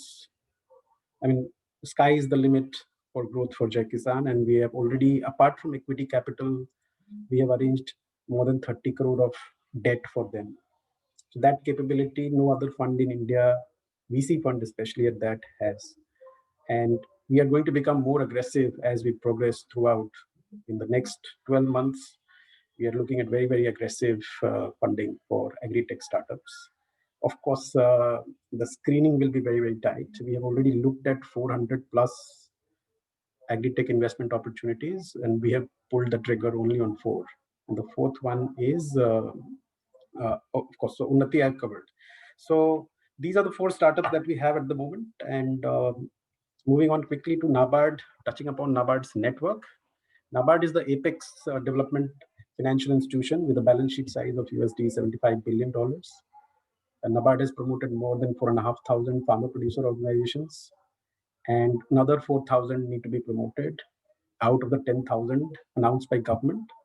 This is a ready-made market for any startup in agri looking to scale up. So Krishi Tantra is going to benefit hugely from this. We have already started the process of introducing them to various FPOs, district-wise, taluka-wise, village-wise, in pan-India basis. And the same thing holds true for entities like Jai Kisan. So NABARD also provides loans to FPOs, SMEs, and base of the pyramid individuals through 3 subsidiaries. So we have access to that network as well. And NABARD is an LP in 20 PE VC funds. So, the prominent ones being Avishkar, Orias, Omnivore, Mukur. So, it's not that NABVENTURES is directly investing. Indirectly, NABARD is investing through various 20 PE VCs in support of the agri-food ecosystem. So now quickly moving on to the topic on the smart farming. If you go back in time, 200 years ago, 90% of US population lived on farms and produced whatever they were eating. So farm sizes were large, horses were used for cultivation. So in 1930s, one farmer could feed 4 people. Today, one farmer in US can feed 155 people. And the thing is that going forward, maybe 200, 250 people need to be fed by one farmer, given the pressure of population and shrinking land sizes. So technology has come forward as a way out for solving some of the challenges faced by global and Indian agri-food ecosystem in the form of IoT, AI, ML. You know it better than us, right? So, however, the caution I must highlight that these have been largely limited to commercial scale and cash crop cultivation. It's been very hard road for some of the agri-tech startups. What are the challenges in global and Indian agri-food ecosystem? So I'll just briefly touch upon a few points. On the demand side, increasing population, 1.64 billion, 164 crore Indians by 2050. Increasing demand for proteins as income levels go up. Shift towards ready-to-eat foods. Nobody has the time to cook. Quality consciousness, health awareness, especially true for millennials, and they are forcing a lot of established brands to change their offerings. Supply side stress, we all know that. High reliance on costly agri inputs, soil farm degradation, low crop yields, shrinking land availability due to increasing urbanization, fragmented land holdings on top of that. So 85% of the farmers are small and marginal farmers in India. And that's a huge challenge for companies, agri-tech companies looking to scale up. Water resources drying up, so water stress, climate change, increasing temperature variability, and shifting seasons. We are already witnessing, it's not far away, it's happening. Reduced labor participation in agriculture, lack of real-time data, and distribution inefficiencies. So agri-tech, including smart farming, is emerging as a solution to supply-side challenges. So I'll quickly go back to the smart farming market map. So on the one hand, you have agri inputs, so gene-edited seeds. We have witnessed gene-modified seeds in the past. There have been controversies, but gene-edited is doing very well in the West. There are no regulations in place in India for gene-edited seed, but it can solve a lot of quality problems or yield problems in Indian food ecosystem. Then there are bio-agri inputs, farm databases. Guys have tried farm imagery-based solutions, digital e-commerce of inputs, tech-based agronomy that's still going vacant, and precision agriculture. That's the next component. So this is as close as it gets to smart farming. Farming as a service, farm monitoring, farm ERP, novel farming. Farm infra, which includes vertical farming, beg your pardon, farm data analytics, crop insurance, smart irrigation, farm mechanization. Guys have tried Uberization, but they have failed miserably. Nobody has been able to scale up. Guys are pivoting, and few captives survive, so to say. And not much progress has been made on connected or automated machines. Very little progress has happened on farm robotics side. Rapid quality assessment, I put it in orange because it is technically post-harvest most of the time. So actually that is not part of smart farming. So that's the map that you're looking at in terms of opportunities within smart farming. These are the various solutions. I've already touched upon them. I just wanted to add that here you can also include livestock, the poultry, fish, seafood, all of that.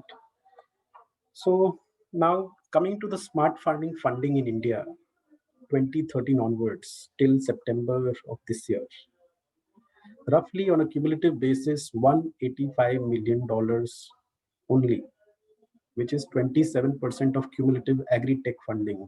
Cumulative agri-tech funding in the same period has been close to $700 million. So this is the breakup. This is how the trend has moved. And initially real-time data, I'm going back to 2013. Okay, before that, I'll just kind of touch upon a little bit of history that somewhere in 2013, Monsanto acquired Climate Corporation for a valuation close to $1 billion, just a shade away from $1 billion. And that started the global noise around agri-tech.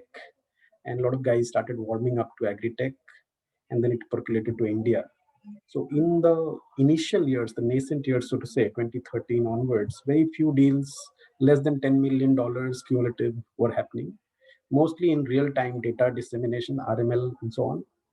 Then that became a laggard, and little bit of e-commerce picked up for agri input and related services. Coming to 2016-17, again, this time a new leader emerged, in the sense agri equipment rental marketplaces in the form of VM3 tried to gain prominence in terms of this or VC funding related. Then come 2018, again, the baton moved on to enterprise software, crop-in and so on. And 2019 was the peak year, the bullest, the most bull phase of the market. Bulls were calling all the shots. And this time around, e-commerce of agri inputs and related services gained big prominence. And large, you can see it established a new peak in smart farming, close to touching $70+ million. And last 9 months, as in 9 months, Jan to September of 2020, there has been a little bit of sanity. Guys have been a little bearish during peak COVID, when we were very active. The guys were really pessimistic. And this year has been a little bit of come down, or rather a huge come down for smart farming. What has gained prominence is the peripheral AgriTech, as I like to categorize them as, the Ninja cards, the fresh to home and so on, who have gained more dollars at the expense of smart farming. And if you take out some of the elements as a quality assessment, if you take out, and if you take out, let's say, the last three, e-commerce, seeds and agri-chemicals, agri-biotechnology, which is what is more also very, very important. If you take them out, core smart farming funding is actually has peaked out at $25 to $30 million. And there have been bits, and there have been very bursts of funding, and then there has been huge come down after that. So the green that you see, the big jump in 2018, is actually not core smart farming. It is still apps, more for dairy management, right? And 2019, again, agri equipment rental gained a little bit of prominence, but after that, it's been a downhill slide. And I hope in the last 3 months of this year, things would have changed. But this is how it is. So I tell the story the way it is, not the way in terms of talking of valuations or something. This is the harsh reality of Indian agri-tech, in particular smart farming. So now coming to this is the Gartner framework, hype versus reality. In a low interest rate environment, when global liquidity is cheap and persistently cheap since 2008, when Fed cut rates massively since 2007, they cut rates by 1.5% in a single day in August. From then on, and in fact, in the last 30 years of global capitalism, rates have only moved one way, and that is downward. Right now, you have a 10-year bond yield in India at 5.5%. So in a falling interest rate environment, which has been falling for the last 30, 35 years, startups have emerged, a lot of valuations have gone up, but at the same time, technology has gained prominence, and as technology has been promoted, technology has found its way towards capital. But I must say that there has been a lot of hype, stories built around, maybe excessive PR happening, a lot of stories happening, maybe, and that's why the question marks, are we in a hype phase for nanosatellites? There were a lot of talk about drones, farm-based PDAs. Have they moved beyond the peak of inflated expectations? Are we in a phase of disillusionment on drones, on farm sensors, Uber for tractors? No big players. The largest player probably is almost non-functional. On farm sensors, quality assessment, image-based, right? Not kind of solved the real problems or offered a comprehensive set of solutions, or there were too fragmented solutions. So that's why in a low interest rate environment, you have a strange phenomenon of peripheral startups getting a lot of the dollar funding, which is, if I were to look at the data cumulatively, 64% of cumulative funding which has gone in after 2013 has gone in this space, which is the front end B2B marketplaces, and another 8% has gone to agri input distribution platforms like Dehat, Unnati, and so on. So that's the sobering reality that investors have to live with, that have we found the holy grail of agri-tech investment or smart farming? Or is it a tsunami behavior that things go the wrong way first? The water recedes first in the sea before it comes back with a vengeance. So are we getting lulled into believing that agri-tech is doing very well, core agri-tech is doing very well, but in reality only the peripheral agri-tech is scaling up, dollars are being given to them, and very few questions are being asked on per unit economics and so on. And let's say if I were to flip it, let's say high interest rate environment were to come back. Let's say bond yields move in India to 10% or above, and globally also to say 5 to 6%. Then a lot of the startup story or the valuations which we have seen with FANG in the past becomes untenable, and business models quickly lose prominence. So it could be the case that B2B F&V could move to disillusionment phase, and some of the smart farming startups, let's say Uber for tractors or agri biotechnology, quality assessment, on-farm sensors makes a comeback. So it's a shifting sand of time, right? Depends on the interest rate to a large extent and investors' willingness to back them. And of course, the new technologies coming up. So I would quickly like to touch upon LP concerns. That there have been very few or close to zero exits in core agri-tech space. Benchmarked valuations, guys are sitting on 2-3x or more, but it's all just benchmarking exercise. There is no exit. Maybe it makes them happy, but LPs are asking very tough questions, especially government LPs are asking those tough questions. Then they are sitting on mixed returns. What to do? New investors or funds like us have concerns that we like some of the core agri-tech startups, but inflated valuations. They are still prisoners of the past. So, something has to give in terms of securing more funding. And I think there has to be willingness and flexibility. So just wanted to add that investment is not a public debate activity. Investment returns come from thinking, researching, and value creation, most importantly, in portfolio companies, and which, with the backing of a giant institution like NABARD, we are best placed in terms of rolling out the carpet in terms of FPOs, bank finance, and so on. And unconventional thinking doesn't always make you popular, but it merely pays off, always. So Jim Rogers' wise words of wisdom. So we need to think differently when it comes to agri-tech investing. If we really want smart farming or core agri-tech to make the progress, so some way, some of the steps that we need to take today to kind of get this right. One is FPOization or collectivization of Indian farms. Progress has already been made in the last 6-7 years. Close to 5 to 7% of farmers are currently organized, and more will be. But there is a lot more that can be done. And once that happens, then a lot of the core agri-tech startups, which is where IoT, AI, ML is actually being used, not just digital distribution. Those are the startups which will start getting viable, because you have, when you organize as an FPO, you are actually increasing your farm size, which is what has happened in the West. So the viability for the startups goes up. You need comprehensive platforms led by big data companies to organize the fragmented or standalone core agri-tech solutions. Somebody is doing quality, somebody is just doing imaging, somebody is doing something else, or somebody is just putting sensors in the soil. But nobody has been able to come up with a comprehensive farming as a service platform, which is large and actually trustworthy and affordable for small and marginal farmers as well. And then we are hoping at this point in time that my hope, and this is sincere hope, that there will be pull effect from large peripheral agri-tech startups, Ninja Cart, Fresh2Own, Country Delight, and you name it. Hopefully they'll start implementing quality standards, and so let's say quality assessment becomes important, or something.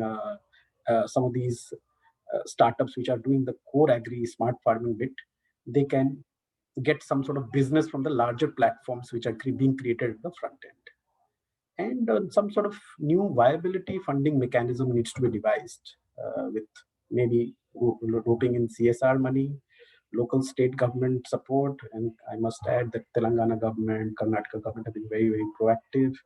Impact funds maybe, and capital markets, maybe new instruments, convertible grants, the way it is used in Israel.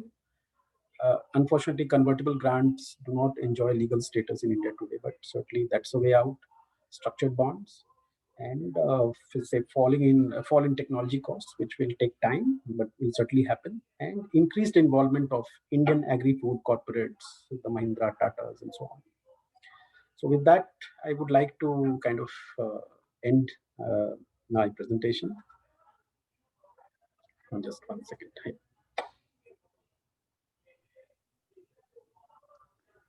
And we'll be happy to take questions, sir. Yeah. Ranjanji, great words of gratitude to you.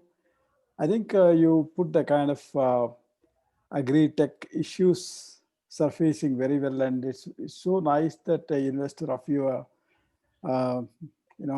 status right from the NABARD, understanding it and coming.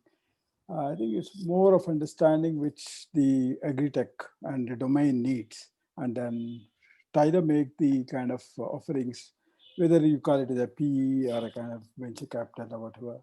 Customization is, and it's very, very important that AgriTech cannot be treated like other domains in funding the capital formation, or maybe think of working capital support and technology. Innovations happening should also make money in the entire value chain process. Thank you. Please stay put with us. We have the startups, and I think we'll have to shorten the time for them, but we'll still do hear to them because they're all there waiting to show up the customized solutions. We have Varun along with us. And one aspect which I always want to put through, yesterday, like Supriya was putting Socrates in, saying that we know the problems, but can we sit quiet just seeing it? But should we work on that? And the way we work is the one which we see with the startups here. Varun, take over. Just bring them. We'll give 4 to 5 minutes each. Okay, great. So thank you so much, Ashok, and thank you, Mark and Prashant. That was a great presentation and a great fireside chat. I think let's get right into it because we are stuck on time. So I'd like to introduce Sandeep from Krishi Tantra. This was actually one of the NABVENTURES funded startups. So you can go ahead. Shivi, can we get him on the screen? Yes, he is on the screen. Sandeep. Yeah, hi. Hi, Sandeep. Go ahead. So, just share the screen. Yes. We can. Yeah, good afternoon, everyone. So I am Sandeep Kondaji. I am the founder of Krishi Tantra. So we are an AgriTech startup company focused in the area of precision farming, where we again focus on the soil health management. And we are a startup. We founded in the year 2017 in Udupi. Right now we are headquartered in Hyderabad. So recently shifted here with our base. So we address the core area, that core problem which is related to over fertilizing or under fertilizing, wherein the unbalanced fertilizer application has led to various issues in terms of the productivity of the small landholders of India, where in any statistics you take it, it is like 40-50% of loss will happen in the production stage itself. And also due to excessive usage of chemicals in the farm, it has led to various health issues of farmer and also to the soil by itself, which has taken the organic carbon level in India by over today on an average anywhere in India other than Northeast region and Kashmir region, it is less than 0.5%, which again, no matter how much chemical or fertilizer goes, so the crop will not be able to consume the nutrient that are available. So which has led to one is a farmer loses on the income that is about to generate from the farm, and also potentially about to lose the soil, also the land in itself. So one of the statistics in Karnataka alone, if you take, so about more than 30 lakh hectares has been is not viable for growing any crop because of higher toxicity level in the soil. So the solution for that is to initially perform the soil test, and based on the required amount of fertilizer, so it has to be applied by the farmers. And in India, we have only about 3,000 odd laboratories, which basically takes a ratio of 1.5 lakh farmers and only one laboratory, which take decades for the laboratories to provide the turnaround. So the solution is here. So this is Krishi Rasta, which is a patent pending product, which has been done, developed, designed in India for Indian farmers. So wherein in about 30 minutes, the soil profile will be generated which will basically analyze all the macro and micronutrients along with, and which we are also launching this month to also identify microbial tests also. So very quickly, I would like to show the product here in front, which is there. So this is the product. So wherein the 500 square feet lab is being miniaturized to 1 cubic feet. So this is the product where the complete process is automated and which can be operated by a person having literacy of as low as like one of the center where it has been deployed. So it is about only 8 standard is the education level that is required. So the farmer profile will be taken with the farmer name, the crop, preferred crop, with the language preference. So in 30 minutes, farmer will bring the soil sample in front of farmer. The soil will be tested, and also a recommendation will be provided to the farmer based on that particular crop. So this is the one which we have done, and we are there in about 14 states today. With more than about 100 centers, partner centers, where we have worked, and more than 20,000 soil tests has been done so far, and going forward. So we'll be there also deploying this in Kashmir, in Pulwama and Shopian, from Kashmir to Kanyakumari. That is the target, to reach about 500 centers by March. So that's a quick story about us. So I'm open for questions. Thank you. Thank you so much for keeping that very brief and very comprehensive. I think the innovations in soil testing are going to be huge, and there's a great opportunity for that. So next up, we have Deepak from SME Chain. Deepak, can we get you online? Yes. Hi. Let me share the screen. All right, so we just have a hard stop at 4 minutes. I'll give you a 30 seconds heads up. Sorry? We can see we have a hard stop at 4 minutes. Yeah. Okay, so hi, this is Deepak Hegde. I'm the founder and CEO of SME Chain. We are a disintermediation platform. It's a SaaS platform for farmers, FPOs, and producers. So we've been working for 2.5 years. Our vision is to streamline the unstructured agri value chain and through digital transformation. Everyone knows about the problems. I'm not going to go in there. And the solution, we believe, is disintermediation, and our platform does exactly that. So the way that if you see the current mode of operation, the produce goes from farmer to a retailer or the wholesaler through various steps. Our disintermediation platform is providing the workflows and the digital tools for auto discovery, instant reach, direct connect, bid and reverse bid, and catering to different models like B2B, B2C, and B2B2C. So at a glance, this is the overall scope of the platform. We have what is called as distribution as a service. It has few components to it: discovery, reach, connect, trade, and track. We provide digital tools and workflows to achieve that. One of the things is when you push your produce, it reaches a large network of relevant buyers, through SMS as well as push notifications, etc. And the SMS is also tracked two-way, so that we know exactly who expressed the interest. Just to go a little bit deeper into the platform, we build it based on a lot of data and what we call as taxonomy, which is nothing but a supply chain taxonomy of various farmer producers and also businesses that map to that. And we build a lot of algorithms and AI for targeted reach and recommendation engine algorithms and auto learning built into it, ultimately to provide the workflows for disintermediation. So this is what user consumes, basically a direct reach or a bid or a reverse bid.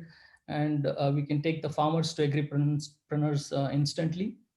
We also have payments such as UPI and net banking and so on.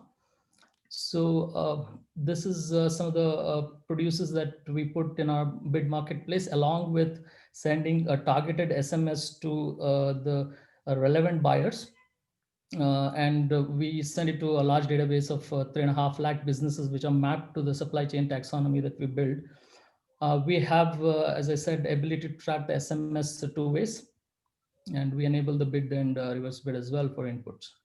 So for the techies out there, just a little bit more details as to what we exactly do. We build the value chain of supply of certain commodities. So for example, raw groundnuts or peanuts, to peeled peanuts to peanut flour and butter and groundnut oil and so on. So those businesses, excuse me, are mapped to the producers, and we build the auto recommendation engine. What do we do with that? We essentially answer one question: who are the right businesses to send these produce deals to from a large network of businesses that are out there? And we've taken a novel approach where we build the taxonomy to do that. And we extend the taxonomy also to mandis, arrivals, and diseases, crops, etc., to build a large data set for you to make relevant decisions. So our app allows pushing the deal to building a network where we take people from cold lead to warm lead to hot lead, and we have the ability to track the expression of interest from the SMSs as well, which makes it a warm lead, and when they bid, it becomes a hot lead. So in terms of credit eligibility, we build business insights directly from GST. And we also suggest, business, we also build the revenue trend and a B2B network as well.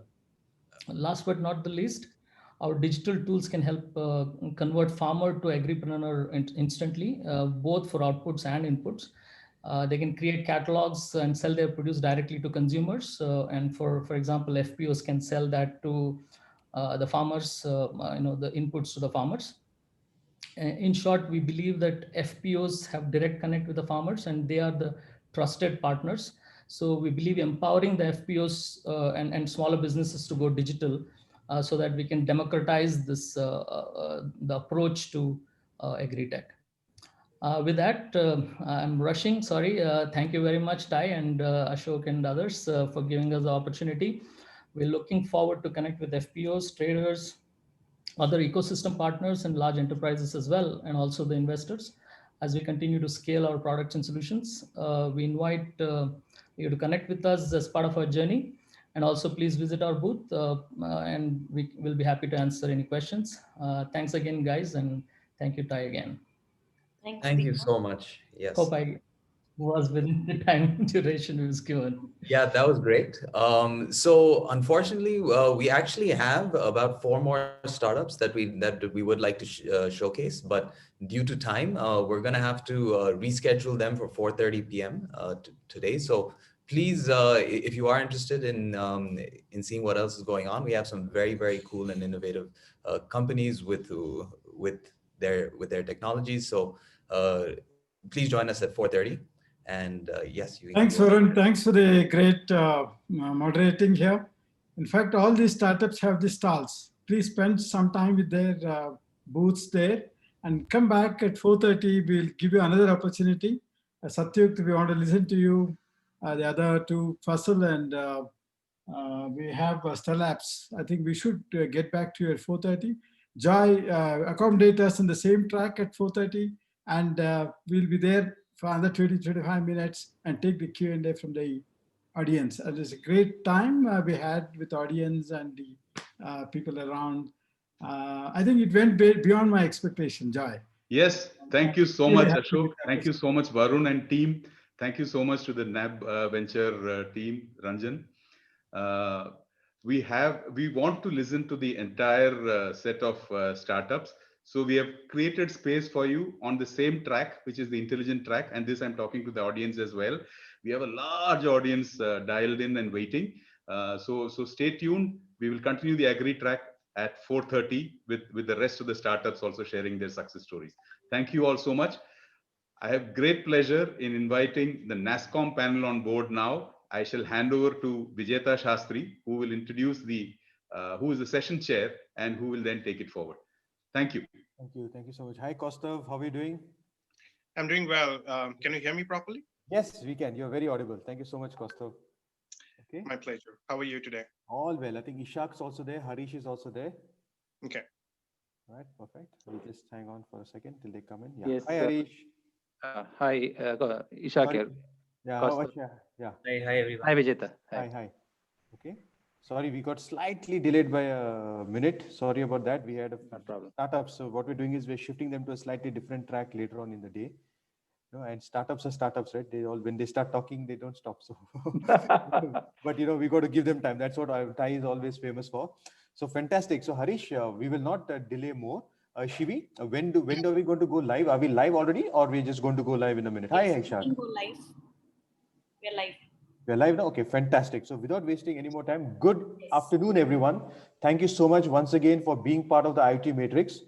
It's a delight and pleasure for me to introduce the very stalwart and fantastic panelists for the upcoming session, which is going to be talking about the transformational role of IoT and AI in healthcare. And who better to moderate this panel than Harish?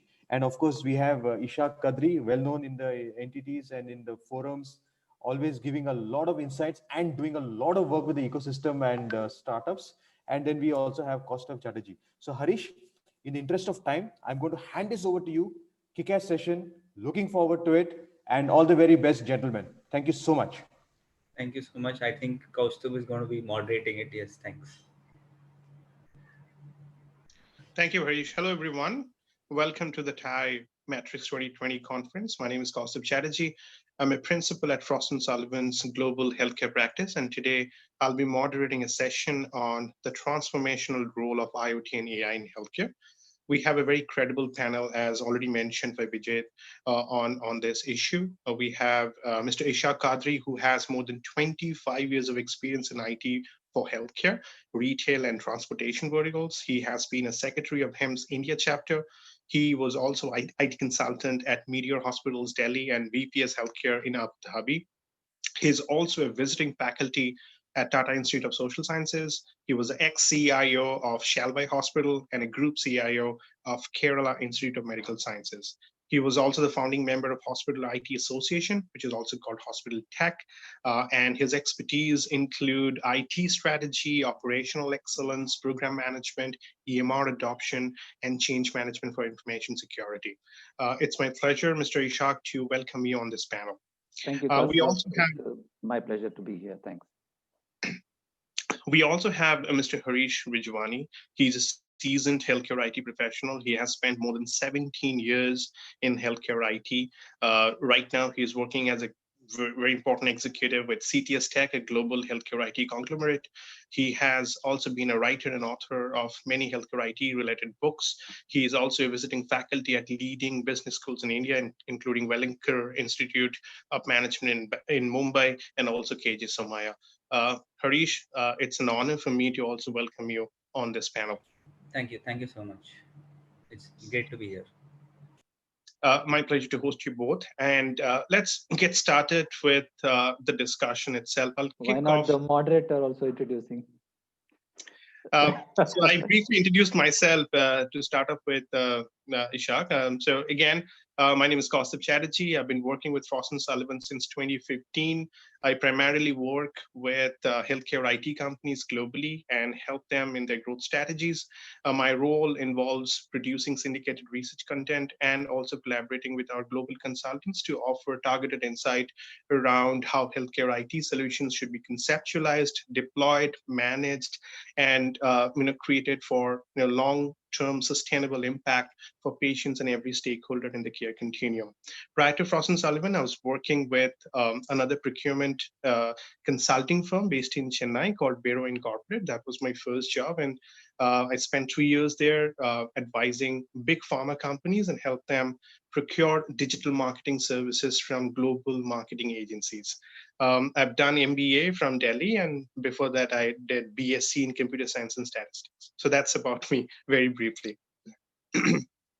Okay, so let me kick off this conversation around IoT and AI by giving a broad overview of how Frost & Sullivan defines these technologies. We all know that these technologies have profound potential to change the fundamental digital infrastructure of the healthcare business globally.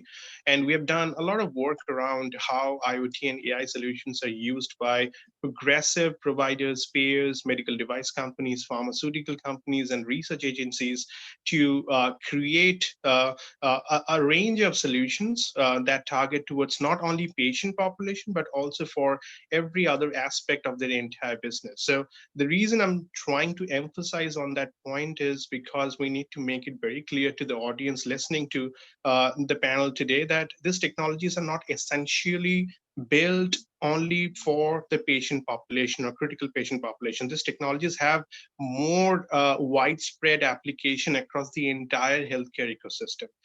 These technologies are broadly used in operational departments. These technologies are actively being used globally for managing revenues of global major hospital networks or payers who are basically collaborating with hospitals and reimbursing patient care. They are also actively investing on IoT and AI technologies to make more informed decisions about how to understand the underlying gaps in their revenue cycle workflows or the operational workflows, and then come up with corrective measurements so that at the end of the day, the relevant stakeholder can address that gap proactively before something goes wrong. And then with the use of this technology, they can effectively address those issues in hand and then ultimately run the business sustainably. Also, we have done a lot of analysis around the revenue potential of these two technologies. We know that AI, artificial intelligence, is a broader terminology. We have multiple different sub-technologies within the broad AI ecosystem, and one of the technologies is machine learning. Then there is NLP, voice recognition, and these technologies have, again, very different use cases across the healthcare ecosystem. We have use cases in mature markets where in hospitals, doctors are leveraging voice recognition platforms to effectively diagnose a complex disease case. We have applications in emerging markets where built-in AI algorithms are effectively identifying disease areas from a radiology images or from a CT scan. They are effectively identifying not only the affected area, but also with the use of progressive algorithm can quantify the impact of that particular affected area to the long-term health of that patient under observation. So with keeping that applications in mind, we thought that AI in healthcare will have tremendous growth from revenue standpoint. Today, the market is roughly worth about $7 to $8 billion globally, and we believe with a 40 to 45% CAGR from 2020 to 2025 period, the market will eventually hit the $35 billion market threshold, and primarily because of the COVID-19 related activities that we are seeing across the globe. COVID-19 really has opened the eyes of many providers and payers, and they are now actively investing on progressive capabilities. They have no other inhibition around whether to invest in these technologies or not. They have evidence and proper use case in their hand right now, and they know that if they invest in progressive technologies such as AI and IoT, they can benefit and also improve the population health at the end of the day.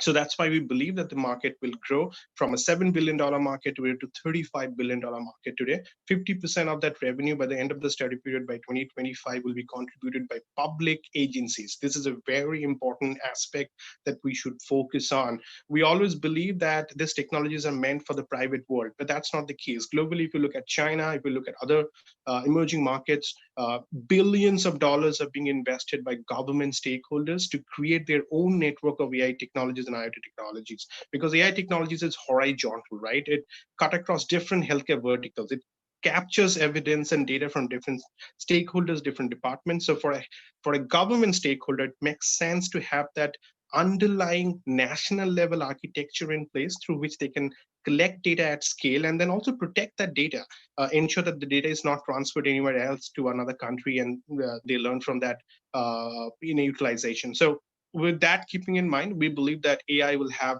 tremendous amount of growth from 2020 to 2025. Coming to the IoT, very briefly, we believe that IoT has even broader applications. We are basically referring to the medical device industry here. All medical devices today have on-device IoT capabilities. We have 5 different segments within IoT called on-device, in clinic, in hospital, at home, and then also when someone is moving and different sensors are being deployed in the ecosystem itself when they're collecting data today. There are ethical issues at hand, and we'll talk about all that. But I think because of this wide-scale adoption of IoT across every aspect of healthcare, that market will also grow very rapidly and will have a greater contribution to the global healthcare IT market. We believe that by 2025, the IoT market for healthcare will contribute up to $70 billion. And I'm including all revenue coming from medical devices as well. The likes of Medtronic, Philips, GE Healthcare, how they're using IoT in combination with their integrated medical device and hardware systems will eventually contribute $70 billion by 2025. So with that being said, I'll quickly take a pause and then start the next chapter of this panel discussion. Ishak and Harish, you know that today we'll be covering both the business and the technical aspect of IoT and AI healthcare. So I'll start with Harish. Harish, you've spent almost a decade, in the more than a decade, actually 17 years in healthcare IT. You've written books on how these technologies are being used across the globe. Just trying to understand from where you stand and how you interact with your clients, what are the core issues that you try to address today, having spent 17 years in this industry from technical standpoints? What are the issues you try to address from challenge perspective? Do you think most mature markets, even mature markets, are ready to adopt IoT today, or what needs to be done to ensure that we have the necessary infrastructure and the other enablers, including investment, in place to promote aggressive, prevalent adoption of IoT and AI in healthcare? So thanks a lot, Kaustubh. So from a mature market, right, when you look at the mature market like US or even for that matter in UK and Canada, where there is a lot of investment on the IT side, especially on the provider space. Quite a lot of payers do invest money in, irrespective of what region, payers do invest money on a technology perspective because they see a benefit of savings from their side. Okay, so one of the things from a challenge perspective is, does the provider really have an investment? Do they have an appetite to really invest in something like IoT? Right? That's the first challenge. Because from a provider's perspective, right, their goal is to care for the patient. Their goal is to, irrespective of whatever the method might be, their goal is to care for that particular patient and make that patient well. So one of the first challenges is obviously, do they have that appetite? All right, just to begin with. But beyond that, when you look at it, there are quite a lot of elements. There is the aspect that there are so many different medical devices. Everybody doesn't have a single way of communication. Like we are talking in English, right? Everybody's understanding that language because it's common across everyone.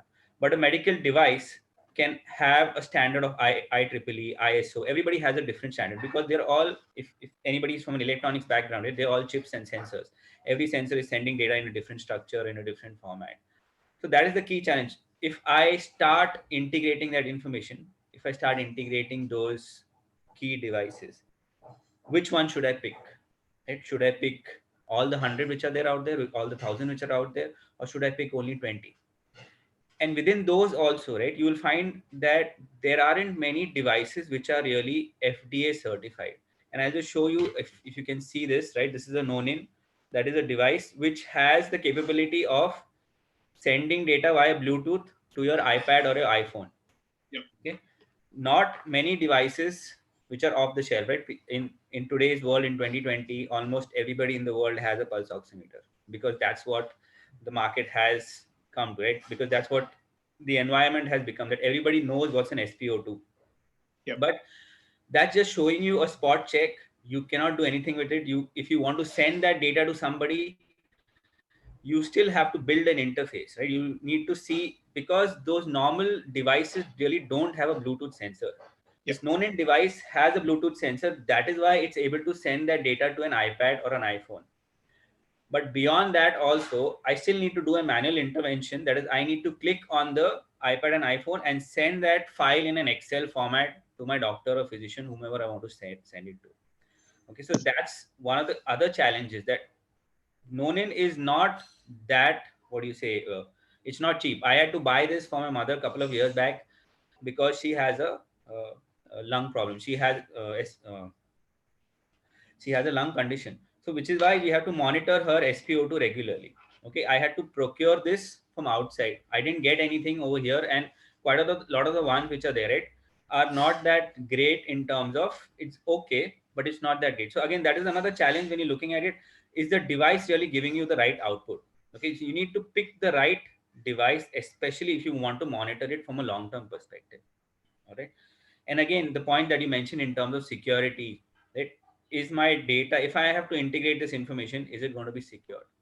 Yeah.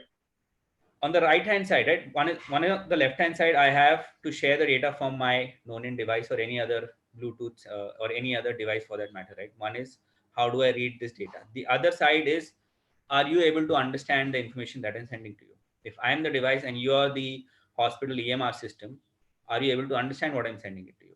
Because hospitals also will not understand this language. The hospital needs to understand data in terms of your common standards like HL7, EDI, but obviously EDI is not going to be relevant over here, or FHIR for that matter, or XML or any other format which an EMR system understands. So those are some of the key challenges which I just wanted to quickly throw out there. Okay. In terms of majority of different markets in their ability to implement IoT and AI in healthcare, would you be able to rank top 5 countries today based on your experience? Rank, I would say probably, I mean, I work mostly in the US healthcare space. So obviously I have seen a lot of organizations using IoT over there to a certain extent, right? Especially medical device integration is key. That's a basic thing that people look at, because that way they are able to at least get that information from within the hospital. Okay, so I'd probably rank US, because they are much mature as compared to all the others. They are willing to spend. Right. From that perspective, they're willing to spend. That's why they're probably ahead. Yeah. Then I'd probably go to UK, then Canada. All right. And the Middle East is also spending a lot in terms of there are quite a lot of hospitals in Middle East which are at HIMSS level 7 in terms of maturity of implementing EMR system. So they have digitized their entire hospital systems to a very large extent. Okay, so those are some of the top 4. The advantage, if I say India has, is they're really new to start with. Okay, they can actually implement this faster as compared to anybody. They don't have to worry about what system you have, what system you don't have. They can actually implement it pretty quickly as compared to everybody else. And I can relate it to something like ICD-9 and ICD-10. US had a lot of challenges migrating from ICD-9 to ICD-10. In India, it was very easy because they just had to start from ICD-10. Right. Yeah. So in that sense, those are the 5 picks I can probably talk about. So I think India has a unique advantage of starting with a clean slate, right? Yes. And we don't have those rigid regulatory protocols to follow to start with. We can definitely get started with few pilot programs across large hospital networks in India to see how these technologies are impacting patient health at the end of the day. But also I wanted to quickly touch on the opportunity that Indian IT startups have to scale their products abroad, right? We are actively emphasizing on our ability to create technology for our own domestic need, but also what we also need to kind of focus on is the fact that historically speaking, the Indian IT sector has become the backbone of global major businesses, including healthcare. The likes of TCS, Wipro, they have already created that analogy of being the number one IT service provider for large banking clients or healthcare clients across the globe. And some of the startups that I'm working with in the field of IoT and AI have been asking me about the opportunity they have in hand to create a technology here and then scale it in outside India, including the 5 markets that you just described. Obviously, the GCC markets will be closer in terms of proximity, but then there are opportunities there in the North American market as well, because as you mentioned already, they have the largest appetite to spend handsomely or aggressively on these capabilities.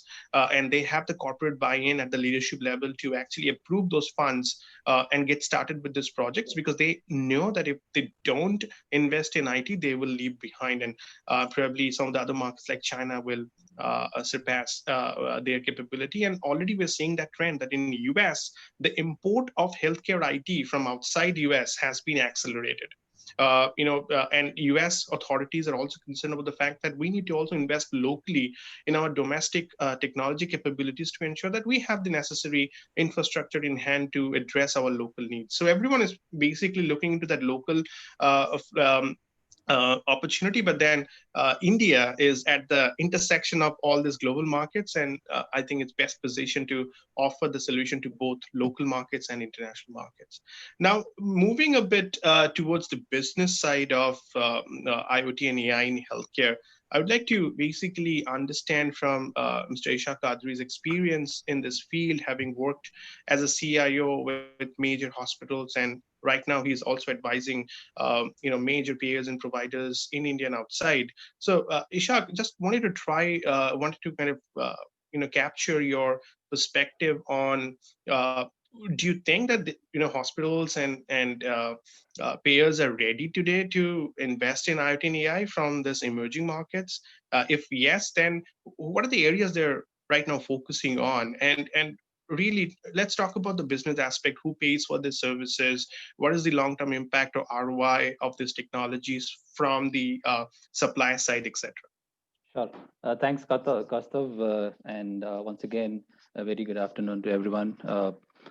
Based on whichever part of the globe you're joining from, or a good morning and good evening. So anyways, that's the beauty of doing this virtual events, right? So everybody from across the globe can just join in. So before I quickly answer your question, I wanted to just make a few initial thoughts here. I think IoT and AI are kind of huge areas. These are huge topics, both individually as well as collectively. And we will try and do justice with whatever time we have in this short period. They are related to quite a lot of extent, and from the perspective of convergence that we know of, right? So maybe we will try and address. We have the challenge of addressing them separately as well as together as well. So I think with that, I wanted to make a few opening comments on the question that you asked, just to get everybody on the same page. As we all know, hospitals, have been late starters. I would let me call it that way. They have been late starters as far as the technology adoption is concerned. To the extent that the governments globally had to pitch in and come out with incentive programs to kind of motivate the providers, in the adoption of technology there. So in a nutshell, if you ask me, hospitals are, in a sense, this is just an approximation, lagging behind in the race for IT adoption. When you compare them with their peers like the retail and the banking sector. So that is primarily that one needs to have this understanding, and this is a global phenomenon. This is not just restricted to India or Middle East or Africa or Australasia. So having said that, now I also agree with the point made earlier that this could actually be a blessing. Starting late is not always a curse. It could be a blessing, because we have an opportunity,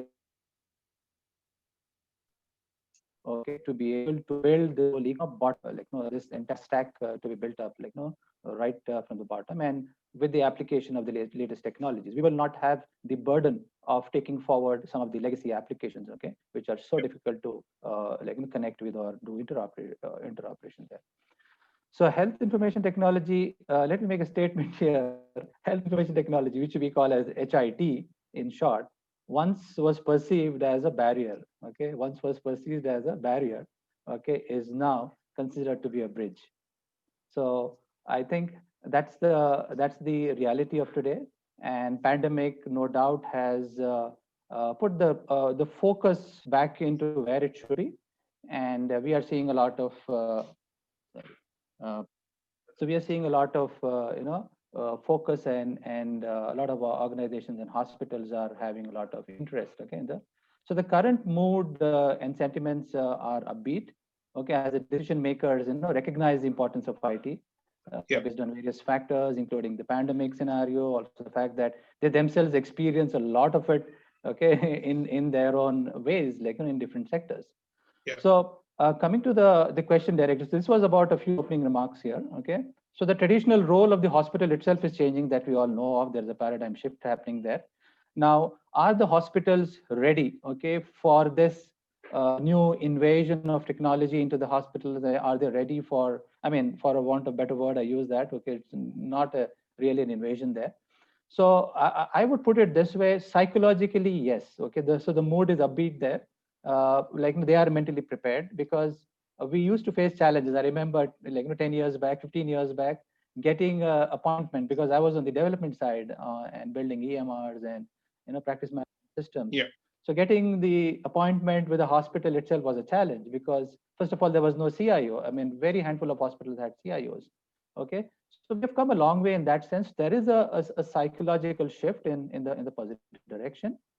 Infrastructure and the data related prerequisites, my answer is it's work in progress. Okay, so some of the places it is in real infancy, but there are other places where it is quite advanced, and we need to catch up with that. So predominantly, if I had to make a statement here, okay, we are looking at a range of implementations happening here. Some of them are in a go live stage, some of them are in a partially go live stage, and a lot of them are in advanced pilot stage. So that's a quick answer from whether the hospitals are getting ready. And this is, I think this would be really helpful from the startups and the IT folks who have attending this conference today. So that's point number one. Now, coming to the question about the data, okay, whether how are we ready in terms of the data and its availability, who owns it, and what are the challenges related to it? So let me say this. I mean, let me wear the cap of a CIO now, and then say this from a real hospital or a provider perspective.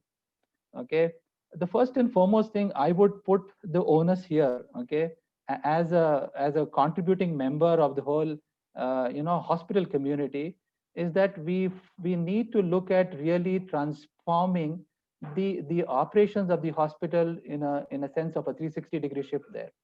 I think because the technologies we are talking about are not just one layer on top of something else, correct? It is going to completely disrupt the whole of the operation. So hospitals, when I say organizations, in this case hospitals, have to be ready, okay, for a 360-degree redesign of their operations is point number one. And the second point I have is to the IT community, which I also belong to from, although I work closely from the provider side, is that there is a gap that still exists there. There is a sense of, what do you call, some amount of, what do you call, if you allow me to use the term, there is a sort of a mistrust that, okay, IT companies, they come and they sell some solution which, may not work, okay? So we need to acknowledge that there is a gap that exists between what the business owners are looking at, what they want, what their needs are, and what the technology can promise. Believe me, it does not mean that technology is always falling short of their requirements. No. There are at times we are overdoing the job. There are at times where it is not required. We kind of, they are not ready for it, and we are trying to sell something there. Correct. So I think that is something that one needs to understand. Okay, Yeah. and this challenges to the IT companies who need to bridge this gap. Okay, work very closely with the organization, understand where they're coming from and what their challenges are. And Yeah. I think the CIOs have a major role to play here as being the bridge between the hospital and the IT vendors and the fraternity out there. So that is what I would respond to. Now, from a data perspective, more digitization leads to more data. We all know that, and data is the new gold or the oil. And how do we manage with this huge influx of data? What is going to happen with this data? I know of hospitals who are doing decently well in terms of gathering this data, but they have no clue as to how this can be put to use. What kind of insights can be drawn? I think that is where we see a lot of companies also pitching in with their analytic solution or with their machine learning to AI. I think that's a huge opportunity. But again, the prerequisite remains is data and the infrastructure, which Harish also hinted at.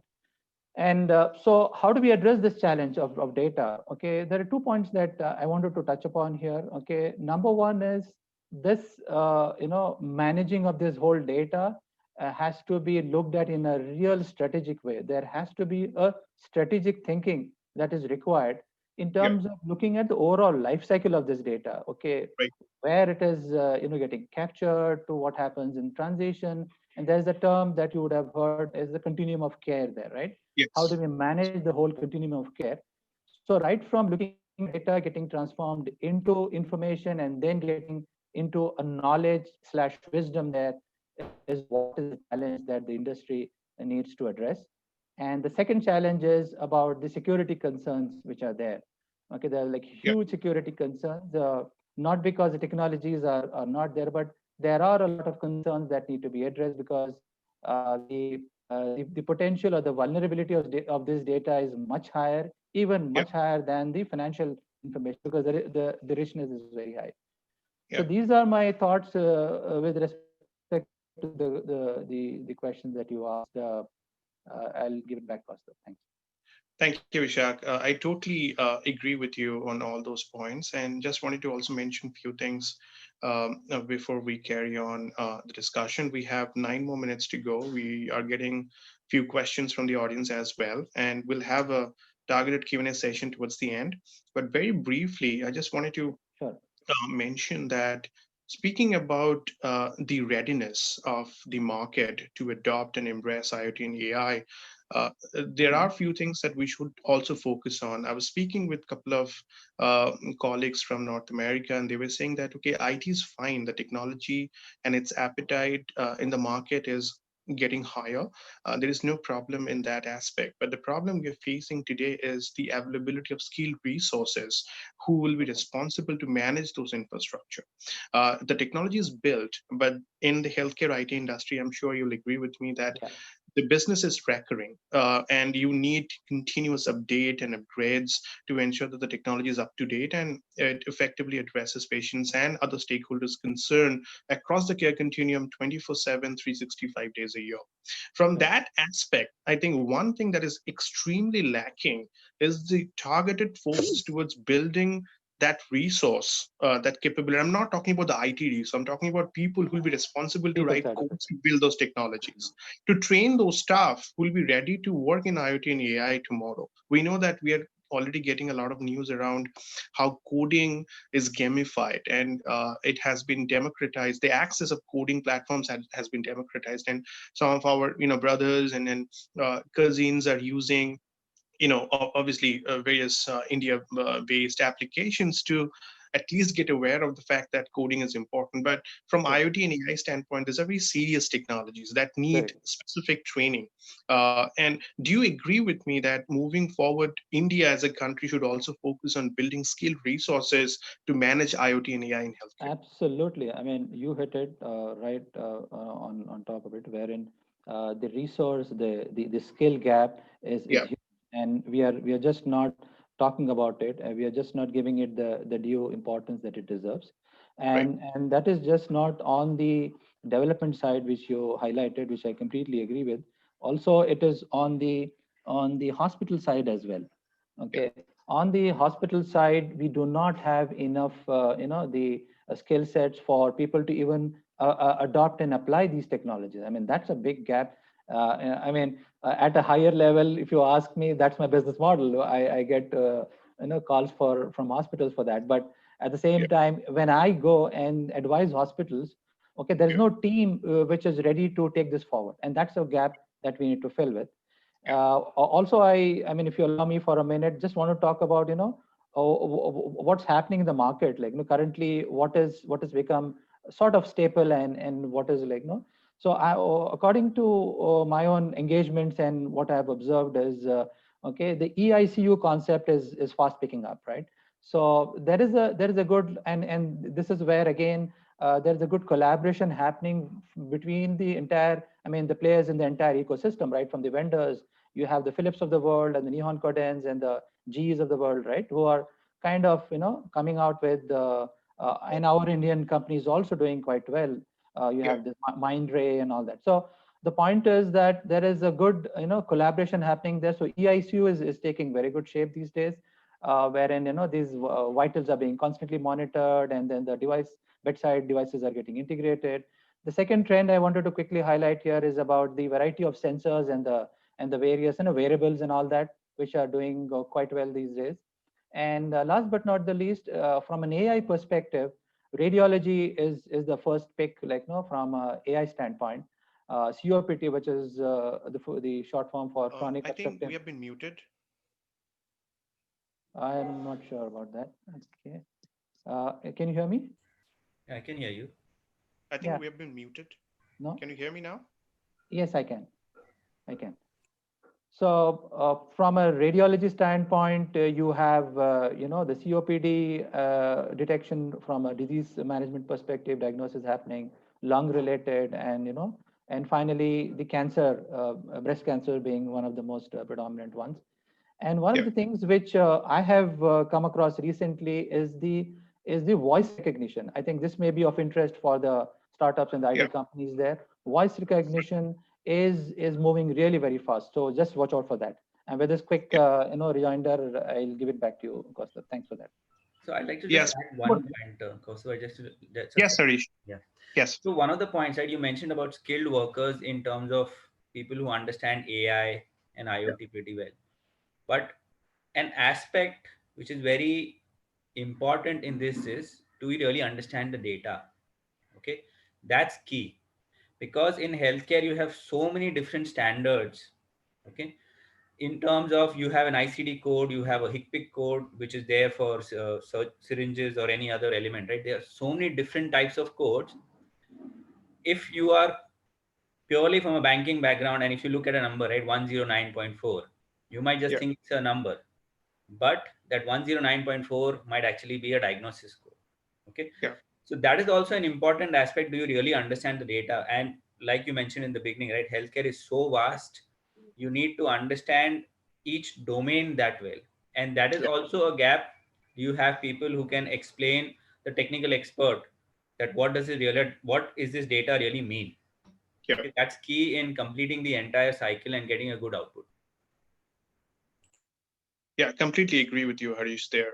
And I do believe that the need for data visualization and proper data science in the application of healthcare will continue to increase. And we need more resources, more skilled staffs moving forward would be effectively understand the healthcare data consumption pattern and act based on that insight. We talk about the core role of AI as being the number one technology which can effectively translate insight into actionable intelligence. But you need people to understand that actionable intelligence from that aggregate insight that you're collecting from disparate departments and hardware systems from the healthcare ecosystem level.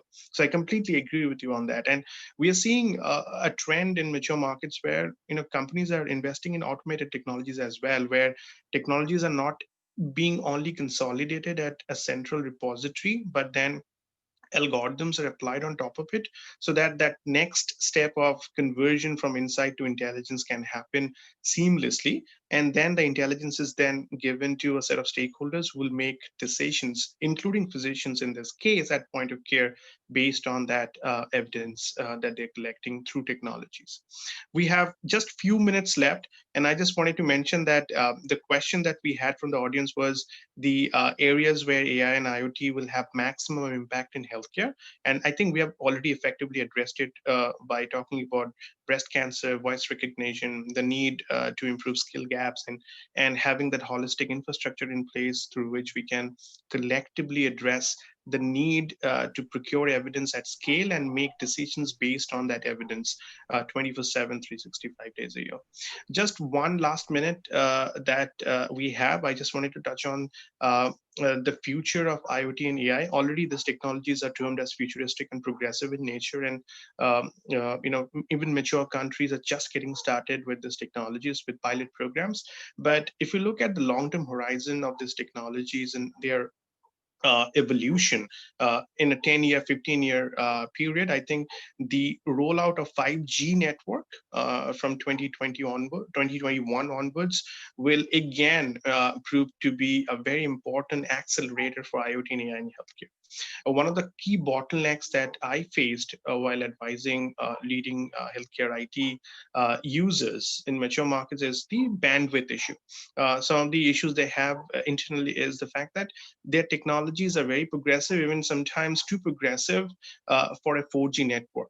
So they do need 5G network to process through thousands of research evidence seamlessly so that physicians can focus on actual patient care. Today, physicians are being told to document a diagnosis comprehensively, spend hours on computers trying to understand the underlying problem of a patient's complex disease profile, but they should not do that. They should be actually at the bedside with the patient, talking to them, educating them, trying to make them understand what the problem in hand and how can they get out of it.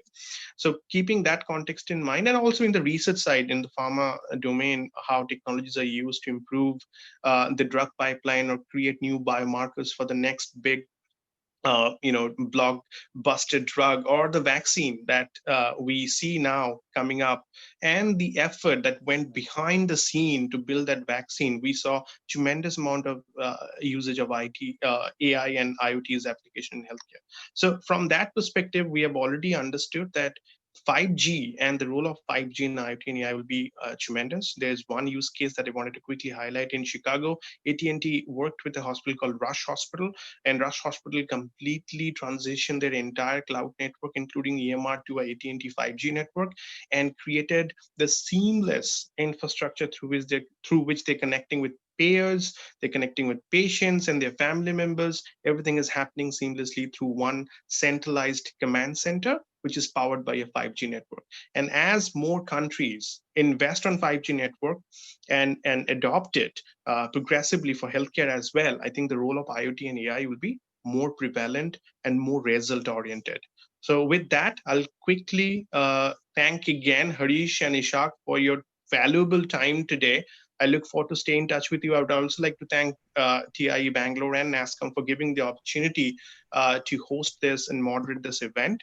With that, I conclude today's session. Thank you so much, Kaustav. You did a brilliant job of moderating. I have to apologize I made a small glitch in the beginning. We are getting a little bit stressed, trying to manage 3-4 panelists. No, I understand. I totally get it. No problem. I really apologize. I usually don't make such things, mishaps, but sorry. And yes, thank you to Raghu, who's not in part of this group, but Raghuram has been part of the NASCOM Center of Excellence. I was part of the same team and I was working very closely with him. Ishak, that. So he has helped us to set this up. And what we would really love to do, Kaustav, Harish, and Ishak, is beyond this, let's stay in touch. There are a lot of opportunities, IoT Forum, I would like to, Joy is there, Vinky is there, Som from Bharat Fund is also there. Wonderful people. And there is lots more of opportunities for collaboration and working together. And if there are any reports or if there is any kind of knowledge insights, every one of in your parent organizations, you'll take out a lot of information and insights. If you want us to share to the larger community of startups and enablers, etc., more than happy to do that. And with that, thank you, gentlemen. You have been very kind, lots of wonderful insights. And please stay for the rest of the conference because you have the floor platform. There are a lot of booths. There are about 50 odd startups. So if you just want to go in there and watch the rest of the sessions and interact with people, please go ahead. Okay. Sure. Thanks a lot, Vijeta. Thank you. Thank you, everyone. Thank you so much. Thank you so much, guys. Take care. Thanks. Bye-bye. Much appreciated. Thank you. Take care. Thanks, Vijeta. We can stop the live now. Yes, I'll stop the live.